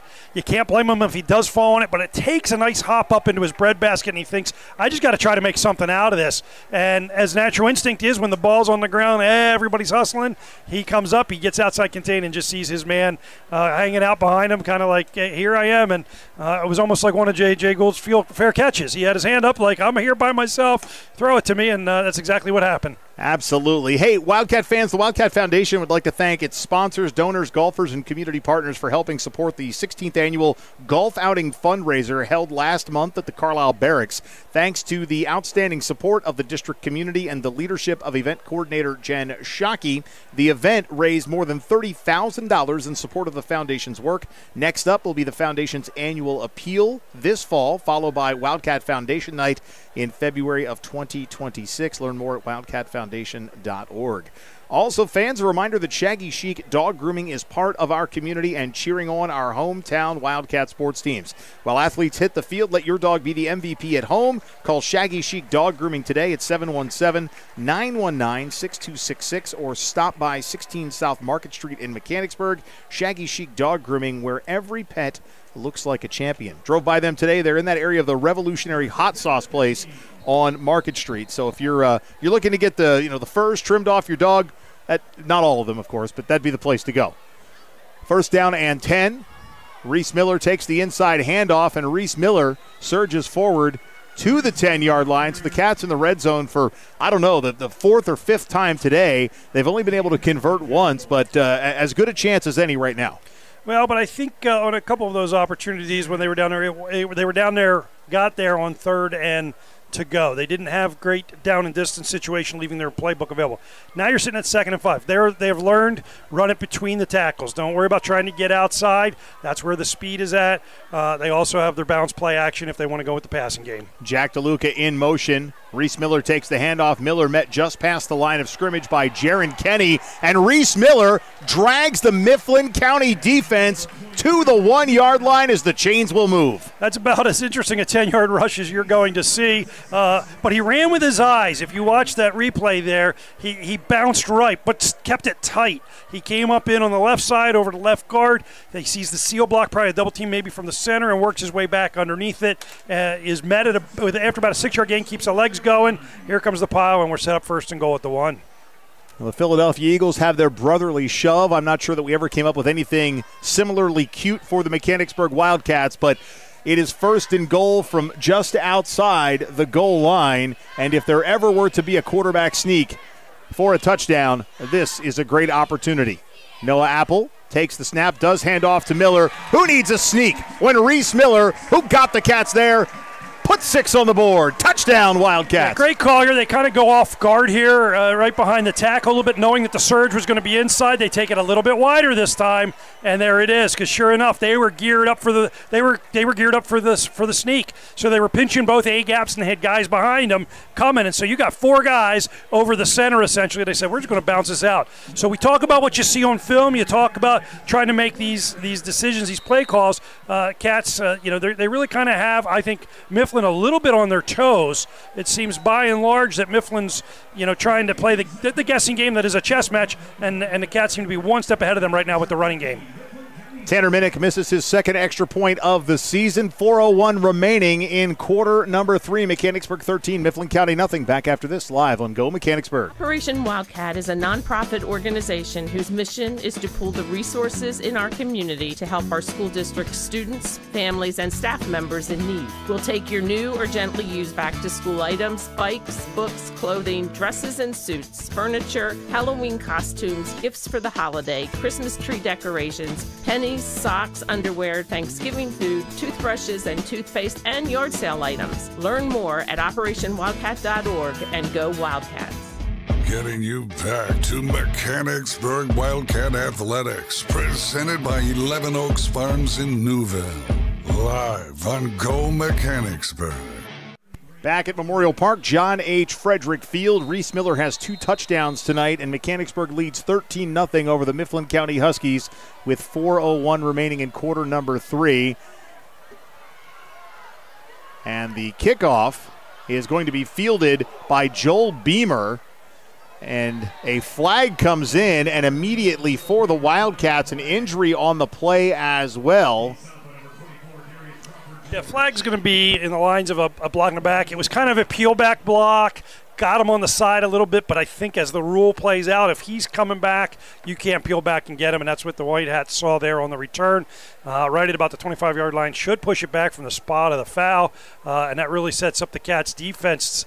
And we're going to see again, real quickly, we're at the three-minute mark, a lot of time left, what Mifflin's got. Can they move the sticks? Can they stretch the field? They've really only thrown the ball down the field one time tonight. When I say down the field, I mean beyond 10 yards. There is an injured Wildcat near about midfield. We tend not to show injuries, though it looks rather innocent, all things considered. A cramp or two as that player was overtaken by the cramps. He went down immediately. And whether you're a young man or a middle-aged man like myself, those cramps are they're neutralizers. I was afraid you were going to say we're an old man like me. But they are nonetheless. They're all the same, regardless of age, is where you were going. It was Drew Freeland who was taken down by the cramp monster. We saw some turf monster tackles last week. This was the cramp monster. And, it's been fairly chill temperature-wise the last couple of days, but a little warm, a little muggy compared to what we have been seeing in and around Central PA over the last couple of days. I tried to play some golf today. It was a company outing, so it was fun because it didn't cost me anything, but it was a little muggy out there at the Rich Valley course. Yeah, it's got a little bit of a week 1, week 2 feel with the humidity and the heat tonight. Not so much a week 3, and not after the 70-degree days we've had a few times here. Lucas Hartung takes the pitch coming around, and he's going to be stopped in the backfield. A big defensive hold for the Mechanicsburg Wildcats. In on the tackle is Talon Verdelli, and we have another Cat down cramping. Yeah, this is, again, I talked a little bit about the quickness of the Mifflin defense and stopping to try to go outside, which we have stopped for the last 2 quarters, and it's paid off. You can't try to go outside the Cats defense either. We know that. We've seen that with Drake Dawson. We've seen that with Colin Stair. We've seen that with our linebacker play and, of course, our secondary play. So, you've just got to no, you're not going to outrun these guys. And I get you're in the shadow of your goalpost. You're at your 10-yard line. You're inside your 15. But I think you're down 2 scores. The Cats are going to run the ball. They have run the ball well tonight. They're going to keep running the ball. They're going to keep playing defense. If you're Mifflin, you can't be thinking you're going to get the ball more than 2 more times after this possession. And you're already down 2 scores. You're not going to get the ball more than 2 times. You just can't be thinking that. Maybe you will if there's a turnover. Maybe you will if the Cats go 3 and out. But the Cats have barely been 3 and out even when they have not scored tonight. They've at least moved the sticks. They've moved the ball. So if you're Mifflin, and I know you're down there tight, but you've got to come out and you can't panic, right? You can't panic and go for it on 4th and 13 from the 10-yard line, but you've got to start thinking like we got to score on this possession and not play too conservative. Brock Metz was the injured Wildcat. He is limping off the field, somewhat under his own power. I mean, no one's helping him, but he's certainly not happy with the way his lower extremities are talking to him right now. Yeah, we're going to see a little bit more of that here in this next 15 minutes or so of game time, just because it's not cooling down, and these guys have been out here now for 2 hours, and it starts to they are getting dehydrated a little bit. It's hard to keep those fluids in there. You really got to start putting these fluids in 24 to 48 hours ahead of time. Chase Hartung in the shotgun. 3-step drop, now standing on his own goal line, steps forward and evades one would-be tackler, completes the pass to brother Lucas Hartung. Near the line to gain. He's going to be just short of that, though. It's going to bring up 3rd down and maybe 2 or 3 for the Mifflin County Huskies. Yeah, impressive play there by both Hartungs, of course, but I continue to be impressed with Chase, the quarterback, stepping up in. He seems to continually step up in. I know the Cats don't do a lot of stunts or a lot of twists, or at least not that I can pick up. So we've become a little bit predictable that we're going to come off those edges, and he's staying inside of them, which is really taking away some of our advantage with what we have with our size and our speed on those defensive ends. It also does look like we've kind of maybe moved to more of a nickel package here and gone with a three-down line a little bit from what I can see. Timeout by Mifflin County. They had some personnel issues. We'll keep it it right here. We want to throw a shout-out to the folks in Lewistown watching. Dave, I had a chance to go up there last week to watch their game against Northern. Take a look at this brand-new and beautiful facility that they have there at Mifflin County. An $18 million facility upgrade between the football field, the baseball field, and the surrounding areas. And I'm very much looking forward to going up there next year to check it out. Yeah, I mean, I enjoyed my visit there last year. I just love the feel of a downtown stadium in amongst the house. But when you look at that picture there, I can understand why they felt like they wanted to take the next step. And let's be honest, this is the kind of facility we're seeing in a lot of places now. It's where kids want to play. It's where people want to go visit. And, also allows you to host some playoff games and some different things like we have seen here over the years. The Mechanicsburg Music Alliance, along with U.S. Bands, invite you to be part of the 27th Annual Music in the Park event coming up Saturday, September 27th, right here at Memorial Park. 2 collegiate-level marching bands will perform, along with 6 high school bands, including our own Maroon Machine. Gates open at 5 p.m. The competition starts at 6. Tickets are $12 for adults, $8 for students, active military and veterans, plus seniors, children 4 and younger are free. Scan that QR code on your screen to get your tickets. You can also buy them at the door. So on 3rd and long following the Mifflin County timeout, they opt to run it, and that is Brandon Kaufman, who's going to pick up the first down. So you're seeing some tenacity, some gutsy fortitude from Mifflin County, not giving up in this one. No, not giving up. I mean, he was had in the backfield. I think the Cats were in a position to stop him for a loss and put them in a really difficult decision. Do we go for it on 4th down at this point, which you probably don't, but you really don't want to give the ball back and get down 3 scores either. So that was a huge play there. And it really was set up with the Hartung-to-Hartung pass a few plays ago.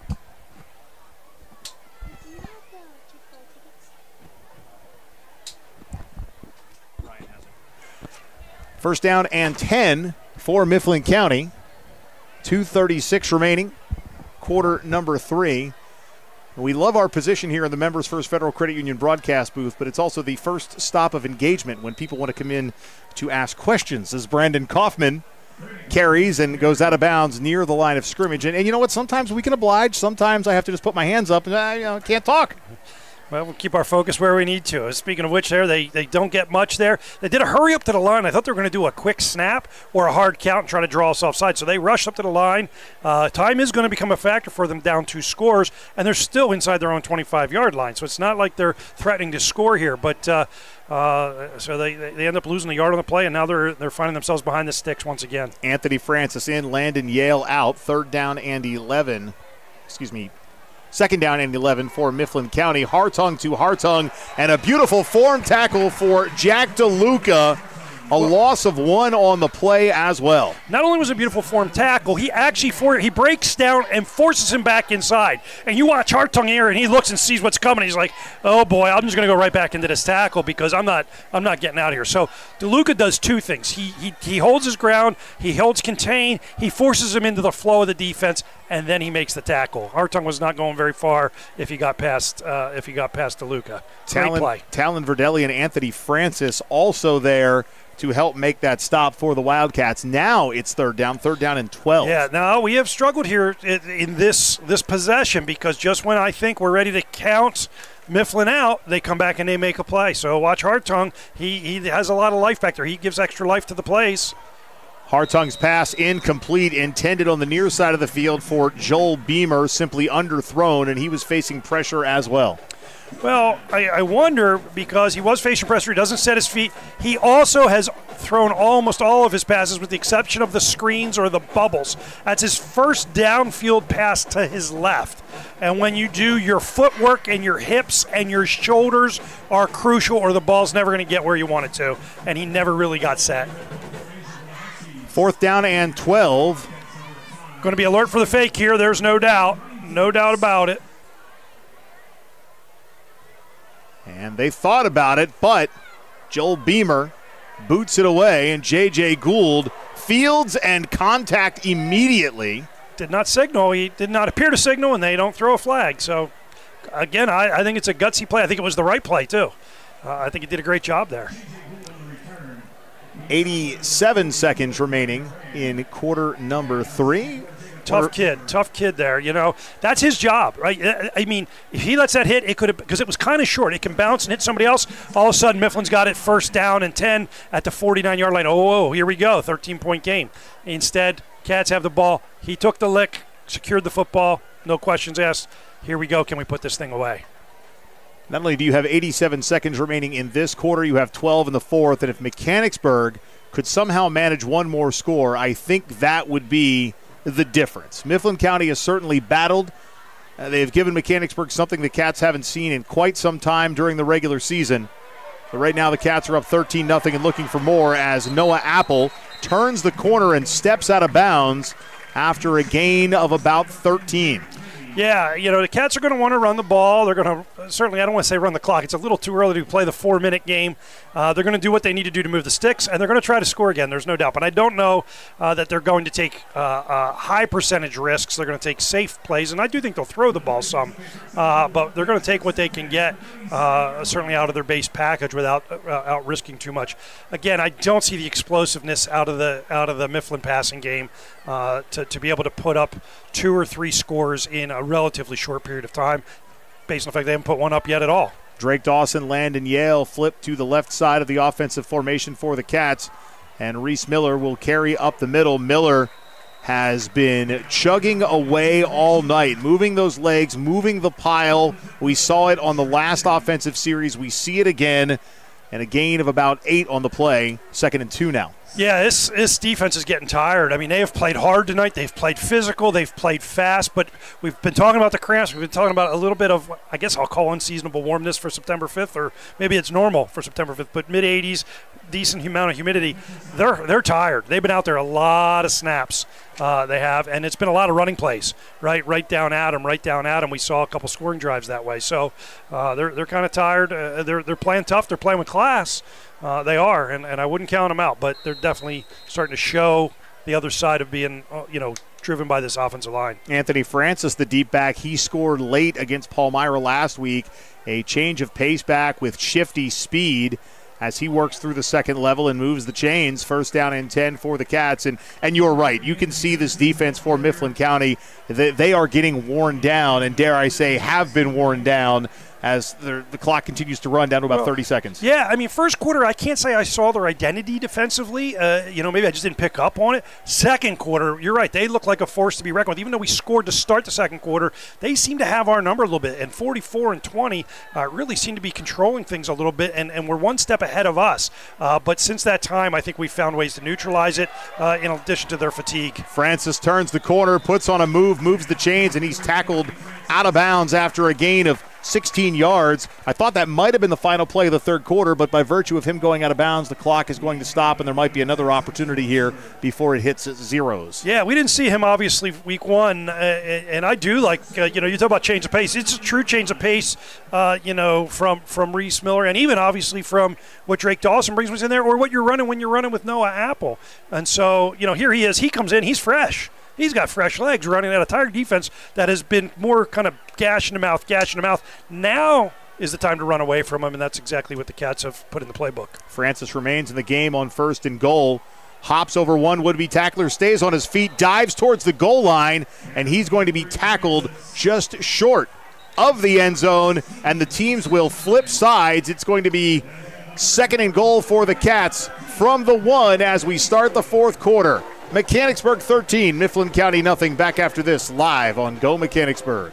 We are dedicated to serving our members, associates, and communities because they give us purpose. We know we are stronger when we come together as one. We believe financial literacy is a key tool for personal well-being, economic stability, and a more secure financial future for everyone. And we are committed to providing all with access to financial wellness resources. We strive to deliver unparalleled experiences for our members through every moment and milestone. We are built by will, forged by people, and powered by a proud member experience. Does your property need a little TLC? Call Lawnscapes Inc. of Mechanicsburg today at 717-697-1833 and see how Wes Moret and his team can transform or maintain your residential or commercial property. From hardscapes to yard services of all types, tree and shrub service and more, this locally owned and operated business has you covered. Call today for your free estimate. Lawnscapes Inc. at 717-697-1833. That's 717-697-1833. Getting you back to Mechanicsburg Wildcat Athletics, presented by 11 Oaks Farms in Newville. Live on Go Mechanicsburg.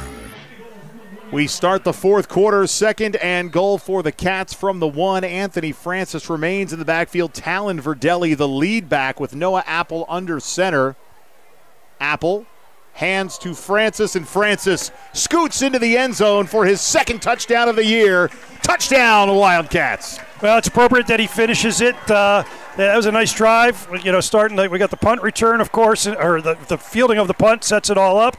Noah Apple with a nice run to start the drive. Come in a little bit with Reese Miller, get him a little bit tired, worn down. You know, they got to sprint after Noah. Then they got to try to stop Reese up the gut, and then they go, okay, here we go. We got something new for you to chase, and they just couldn't keep up with Francis. The offense will stay on the field and go for 2, as they had previously missed an extra point. Cats have gone for 2 a couple of times this year. I believe they are perfect on the season. Francis takes the handoff, picked up at the line of scrimmage, and put down at the 1-yard line. He was close. He was really, really close. But he was running high because he's been able to get in there without a whole lot of putting his shoulders down and putting his nose down. That time he probably needed to finish it, and they just got up underneath his pads and lifted him before he broke the plane. 19-0 back after this, live on Go Mechanicsburg. Hey there, Wildcat fans. It's Mike Garland, voice of Wildcat Athletics. And that map you're looking at and those little blue pins, they represent the central Pennsylvania locations of our broadcast partners. From our presenting sponsor, 11 Oaks Farms, to the south and west in Newville, to one of our newest partners, Shaggy Chic Dog Grooming on South Market Street in Mechanicsburg, and everywhere in between, these are community-oriented businesses, and their dollars are supporting Wildcat Athletics. So in turn, fans, I ask you to support them. Pick up the phone and price their services. Shop in their store locations. Tell them you heard about it during a broadcast of Wildcat Athletics. Go to mbgsd.org or download the new district app and navigate to the Athletics tab to learn more about each one of these great central Pennsylvania businesses. We thank them for their support and encourage you to support them as well. Following the Anthony Francis touchdown, the Cats are up 19-0, 11:55 remaining, quarter number 4. And the Tanner Minnick kickoff is going to be fielded by Joel Beamer on the near side, and Beamer escorted out of bounds just past the 27-yard line. First down and 10 for Mifflin County. And this Mifflin County Husky team, Dave, that had outscored opponents 56-0 over the first 2 games, is in a position that they certainly haven't been this season, and in one that I'm not sure they can come back from today. Well, comeback is one thing. Threaten to come back is another, and it starts right now. We talked about the time being quick before when they were down 3 scores, ready to give the ball up.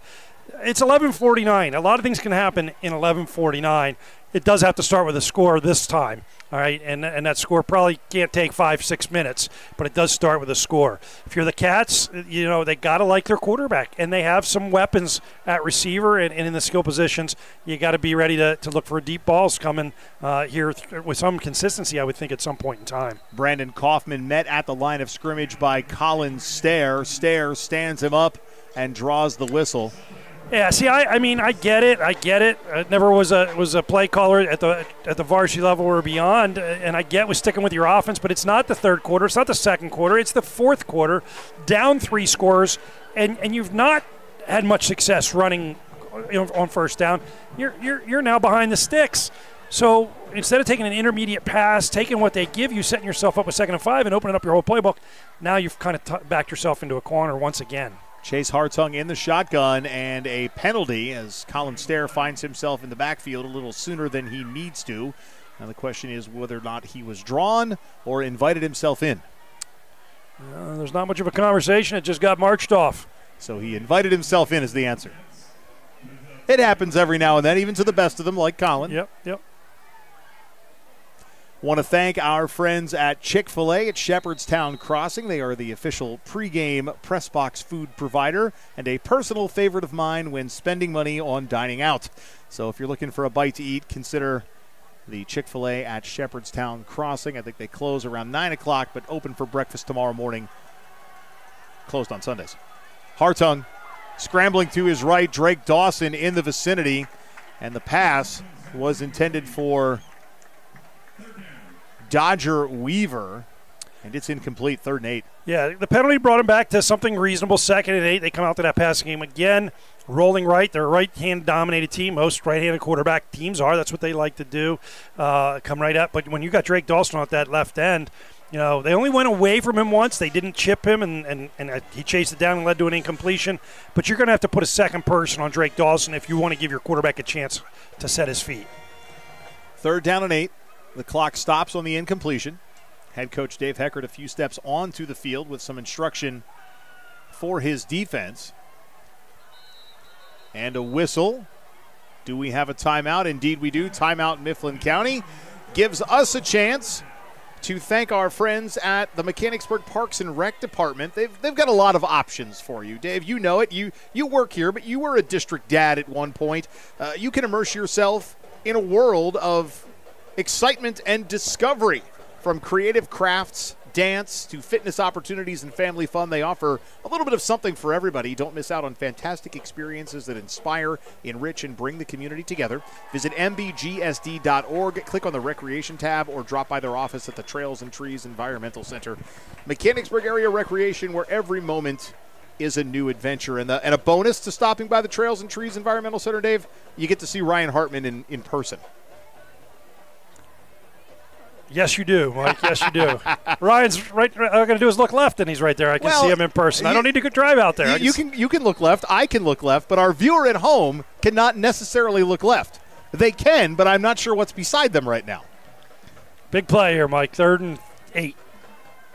3rd and 8 with the ball on the Husky 29-yard line, and Mifflin County out of timeouts as well.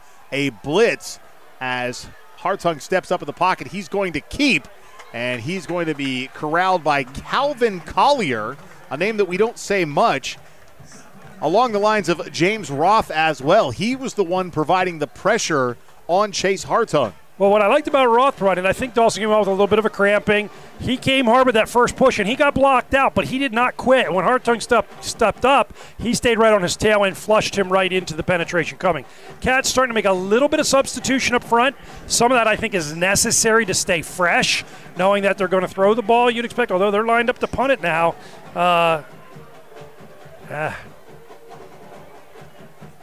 And the punt, a spiraling kick off the foot of Joel Beamer. J.J. Gould corrals it, retreats, stood up, and stopped by Landon Bowen. And there's a flag on the far side of the field as well. And now, if you're going to, he's standing at the 30 saying that's forward progress. Why did you not blow a whistle sooner and let 6 guys jump on him? Why? And you've got an injured Wildcat back there that looks to be J.J. Gould. Cool. Yeah. My point is, if they said he broke free, then that's the way it should be called. He's now a loose runner, and they're waiting to see. But when you now let 6 guys, they didn't blow the whistle one time to slow that momentum, and then they come up and they field it at the 30-yard line. It's been a while since you've gone on a mild official's rant. I don't understand it. He knew he was going to spot it there. He knew he wasn't going to break out of that tackle. At some point, you protect the player, right?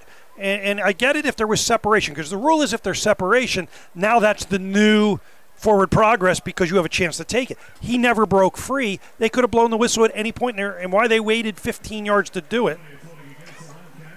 J.J. Gould makes his way off the field, and he's favoring maybe a right side, and this is different than a cramp. This is potential injury. When you have 5 guys who land on you, things happen. Yeah, things happen. I hope he's not injured, but I wouldn't be surprised if he is. There's a difference between being hurt and being injured, and I hope he's only hurt and not injured. 1st down and 10 for the Cats. Reese Miller remains in the backfield. Noah Apple at quarterback. 9:47 remaining in the ball game. Cats up 19-0 as Reese Miller takes the handoff and spins. Tackle made by Corbin Yoder.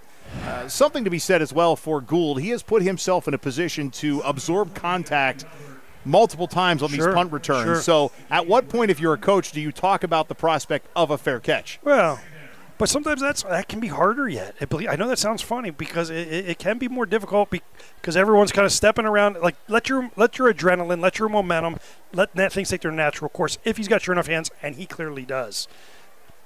I think the thing I'm still puzzled about, Mike, I look here, we're at 9 minutes. It's like they came all the way from Mifflin County to not lose by more than 19. I don't understand. I'd still say I'm more old school in terms of how I look at football and downs and distances. I'm not an analytics guy in the sense that I profess to know that stuff and breathe it and think you do this or you do that.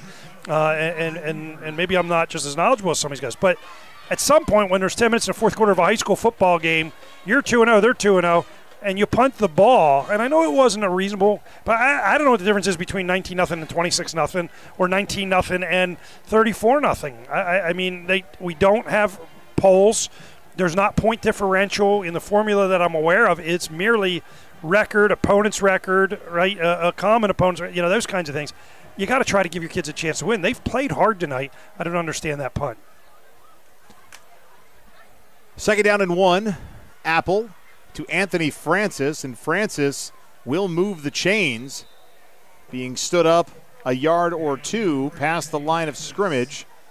And as the pile unfurls, Trey Smith in on the tackle. Ooh, unfurls. Yesterday at the Eagles game, Ross Tucker posed the question if you unfurl anything other than a banner. Apparently you do now unfurl things other than banners. Did he give an example? Well, they the championship banner yesterday. Yeah. The Eagles unfurl the banner. Right. But then he said, is there anything else you unfurl? And Princeton guy, you'd think he's got a supply of things you unfurl. He was stuck. I'm going to have to text him about this. There you go. A pile can also unfurl. Anthony Francis gains 4. And the Cats content to run the ball because they're able to get the yards they need to move the chains. Well, and run the clock. I mean, again, it's 3 scores. Even if you run the ball on 2nd and don't get it, and you run the ball on 3rd and don't get it, and you kick it, we're going to be inside of 6 minutes and down 3 scores from a team that has not, but one time, I think, advanced across the 50, and that was very early in the game. 2 turnovers by the Cats today, but it didn't necessarily hurt them. Now, they didn't score, but Mifflin County wasn't able to capitalize either. Francis, again with the run. Little misdirection as he makes his way into the 2nd level. Again, a shifty back is Francis. He got banged up during the Cedar Crest scrimmage, but he has come back with a fury and, in fact, got tossed to the carpet there a little bit late. 2nd straight play, number 4. Last play, he hung on to a lineman's legs while he was walking back to the huddle. Our player, he wasn't even the ball carrier, puts his hands up to the white hat like, I'm not even doing. There he hurls him, not unfurls him, towards the turf. So I'm sure some frustration. I get it. You've played hard, but as I said earlier, I thought they've played with class. They've been decent. You just don't want to see that kind of stuff. There's no need for that. 3rd down and 1. Francis, the single back, 10 seconds on the play clock. Anthony Francis, contact at the line of scrimmage. He may lose a yard, bringing up 4th down and 2. Corbin Yoder, we've mentioned his name a couple of times tonight. He makes the tackle for the Huskies, 6'1", 215, and a senior.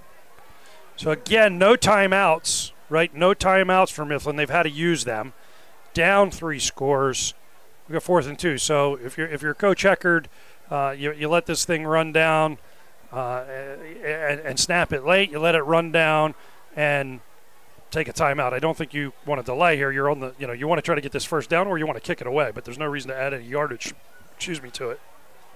And this, again, could be one of your little pooches maybe. 4th and 2. Landon Yale, Drake Dawson shift to the left. Yale the tight end, Dawson in a bit of a wing and some movement. Trying to draw him. Well, that fixes your 4th and 2 situation. And it's encroachment on Mifflin County, so that will move the chains. And once the ball is spotted, the clock will start running again. Yeah, good discipline. I mean, I did see a little bit of movement on our side. Obviously, it was not the first movement. It was hard to tell, but the Cats had the discipline. Great. Again, you come back to coaching, preparation, practice. They got the personnel grouping in there. They did the motion shift.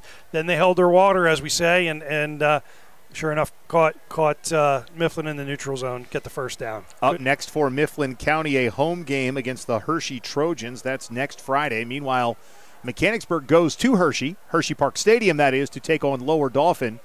And we'll talk more about that in just a moment. Reese Miller back into the contest. He takes the carry, bounces off the right side, and surges forward a gain of about 16. The chains are going to move. The Cats are in plus territory, and Reese Miller closing in on another 100-yard game if he's not already there as he limps back towards the huddle. Yeah, I think if you're, we talked about the lines, both lines at the beginning of the season when we talked to Carlisle, building from the middle out, if you will, both sides. Line has done a great job tonight.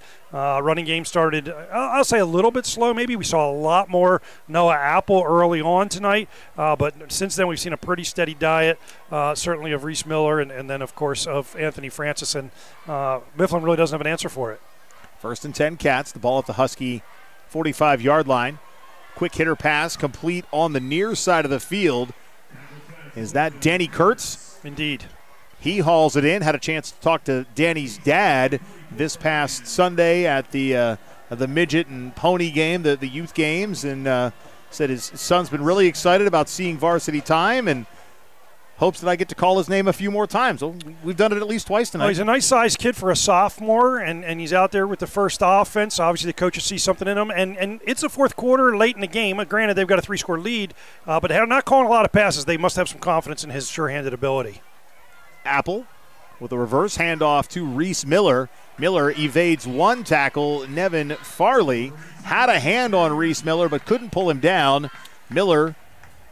Well, Miller seems to be kind of getting the shoulders a little lower. At least he did on that play. I remember seeing him out of Carlisle, and I thought he ran a little bit upright. Even though he ran, I think the word I used was ferocious or ferocity. He seems a little sleeker now, and maybe some of that comes with experience of a couple games of varsity action under your belt. Not just knowing you're going to get hit a little harder if you stand a little taller, but really learning how to use your body into the holes and the gaps that are presented, or the creases that are presented to you.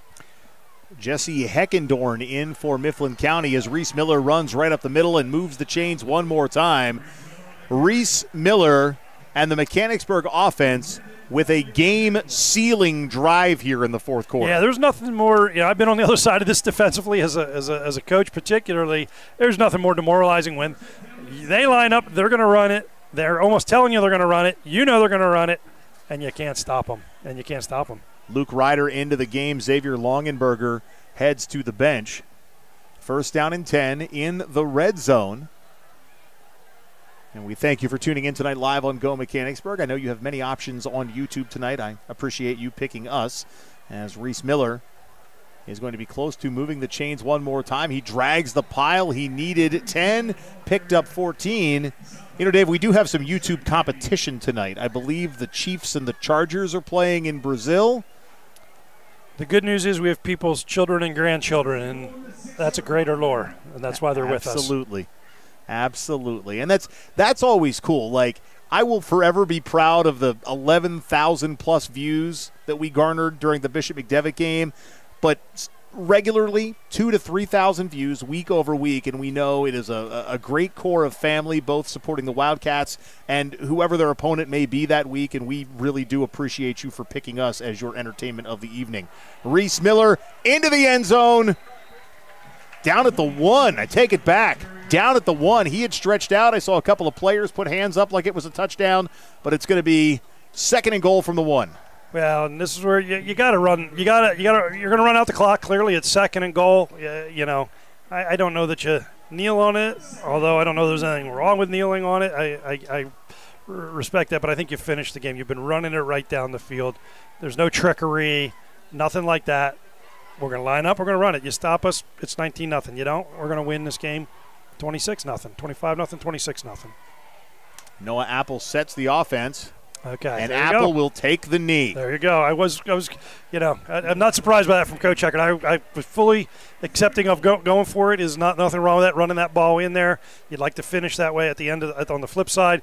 You've made your point, and as I just said, the other way around, there's no extra playoff points for having another score. So, Cats really a dominant performance in the physicality aspect of the game, really punishing running game, solid defense, a fun high school football game, Mike. Mechanicsburg 30 seconds away from winning its 16th consecutive regular season game and pitching its first shutout in really quite some time, because for as dominant as Mechanicsburg has been, historically you see the 2s and 3s come in and playing against the 1s for the opponent, who inevitably pick up a score late. But the Cats will shut out the Mifflin County Huskies 19-0. Mechanicsburg will move to 3-0 on the season, 2-0 in Mid-Penn Keystone. Mifflin County, meanwhile, falls to 2-1, 1-1 in the Keystone. I mentioned up next for Mifflin County, it's a home game against the Hershey Trojans. Dave, you and I are headed to Hershey Park Stadium for the game against the Lower Dauphin Falcons. We'll talk a little bit more about that and identifying our 11 Oaks Farms player of the game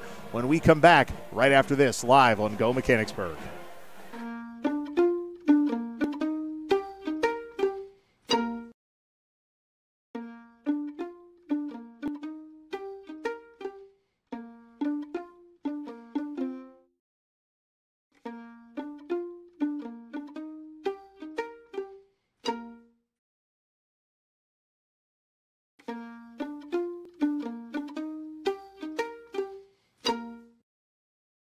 Locally owned and operated, 11 Oaks Farms raises Wagyu beef and heritage breed pork right here in Newville, Pennsylvania. Our low-stress practices and carefully designed diets produce some of the finest meats you will ever experience. We also offer a selection of quality Angus beef, pork, chicken, seasonings, sauces, pantry items, and much more. Shop online at 11oaksfarms.com. Visit us in-store at 34 North Corporation Street in Newville or call 717-360-8249.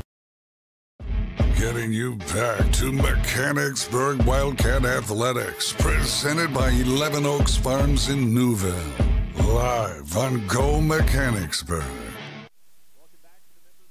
Welcome back to the Members First Federal Credit Union broadcast booth. Mike Garland and Dave Harris, you are looking in to the broadcast booth as we hang out and wrap up tonight's game. 19-0 Mechanicsburg over Mifflin County, and a fairly dominant performance from start to finish by Mechanicsburg, Dave, although Mifflin County certainly brought the fight to the Wildcats tonight. Yeah, a very worthy opponent tonight. Definitely the game in question well into the third quarter and getting towards the end of the third quarter. Just didn't have the offensive firepower. Seemed like they had the defense to hang with us, but just couldn't put the answer. Their defense on the field too long, and our offense took advantage of it. The first loss of the year for the Mifflin County Huskies, but it was the running game for the Wildcats tonight, Dave. They really brought it to the Mifflin County defense. They wore them down over the course of the 48-minute affair. And last week, Ben Shad and I recognized Reese Miller as our player of the game, and I think it's hard to deny that once again he was a top performer for the Wildcats. Yeah, you know, I mean, everybody on the offensive side, particularly the 5 interior offensive linemen, and then all 3 feature runners, putting Noah in with that group, they all performed. I don't know if the coach is grade or if they do numerical grade and how these guys are going to grade out. I think you'd have to give the offensive line an A+, but yeah, Reese Miller is really having a heck of a season, and it's fun to watch him run. It has been very fun to watch him play so far. Now, I mentioned next week, Dave, we head to Hershey Park Stadium. It's something that I've looked forward to for a few years. I've never actually broadcast a game from there. I've been there a few times as a concert goer, as a sports game attendee, but it's my first chance to broadcast in this historic stadium. What are you looking forward to the most about seeing the Cats on the road next week? Well, I think Lower Dauphin is a team that we heard early on was one we might have to be reckoned with. I think we do have to be reckoned with every team left on the schedule to some degree, although Lower Dauphin did have a loss last week that was not one that I think most of us saw coming. So I'm excited to see what they put out there. Always fun to go to Hershey Park Stadium, knowing that that's where the state championship games were for so long, knowing that the Eagles used to have a training camp there, and they've even played some collegiate games there over the years. So, yeah, it's pretty cool to be in that setting. I think it's really cool for the kids to get to play in that setting as well. And we'll be on the air next week right around 6:10 p.m. with pregame presented by the Wildcat Foundation. Ben Shad will talk with a representative from the Wildcat Foundation for Foundation Facts. We'll take a look at the weekly Wildcat scoreboard. And, of course, I'll catch up with head coach Dave Heckert for our weekly Coach's Corner segment. It was a fun one tonight, Dave. A defensive fight, but an offensive victory for the Mechanicsburg Wildcats, improving to 3-0 on the season. 19-0 win over Mifflin County. For our Go Mechanicsburg live stream crew, Dave Harris, Nick Pahanic working the score interface, Ben Shad managing the camera. I thank you for tuning in tonight, Wildcat fans. Your final, Mechanicsburg 19, and Mifflin County nothing. This has been a presentation of Mechanicsburg Wildcat Athletics live on YouTube at Go Mechanicsburg. Wildcat Athletics live on YouTube is presented by 11 Oaks Farms in Newville, Bobby Ray Hall Automotive Group, Charity Kastner RSR Realtors, Your Neighborhood Chick-fil-A at Shepherdstown Crossing, Lawnscapes Inc., Members First Federal Credit Union, Operation Wildcat, OSS Health, now with 2 locations on the West Shore, Mechanicsburg Area Recreation Department, RBC Wealth Management and the Turnbridge Group, Renewed Hearing Solutions, Shaggy Chic Dog Grooming, Sheets, Snappers Bar and Grill, Seth Gardner State Farm, Your Harrisburg True Green Lawn Care, Westshire Decks servicing all of Central PA, the Wildcat Foundation, and Wolf Brewing Company. Additional thanks to the Mechanicsburg Area School District and to all the friends, family, and community members who tune in to watch the games. The Mechanicsburg Wildcats. Presented by 11 Oaks Farms in Newville on Go Mechanicsburg Live and on YouTube at Go Mechanicsburg. We'll see you again next time.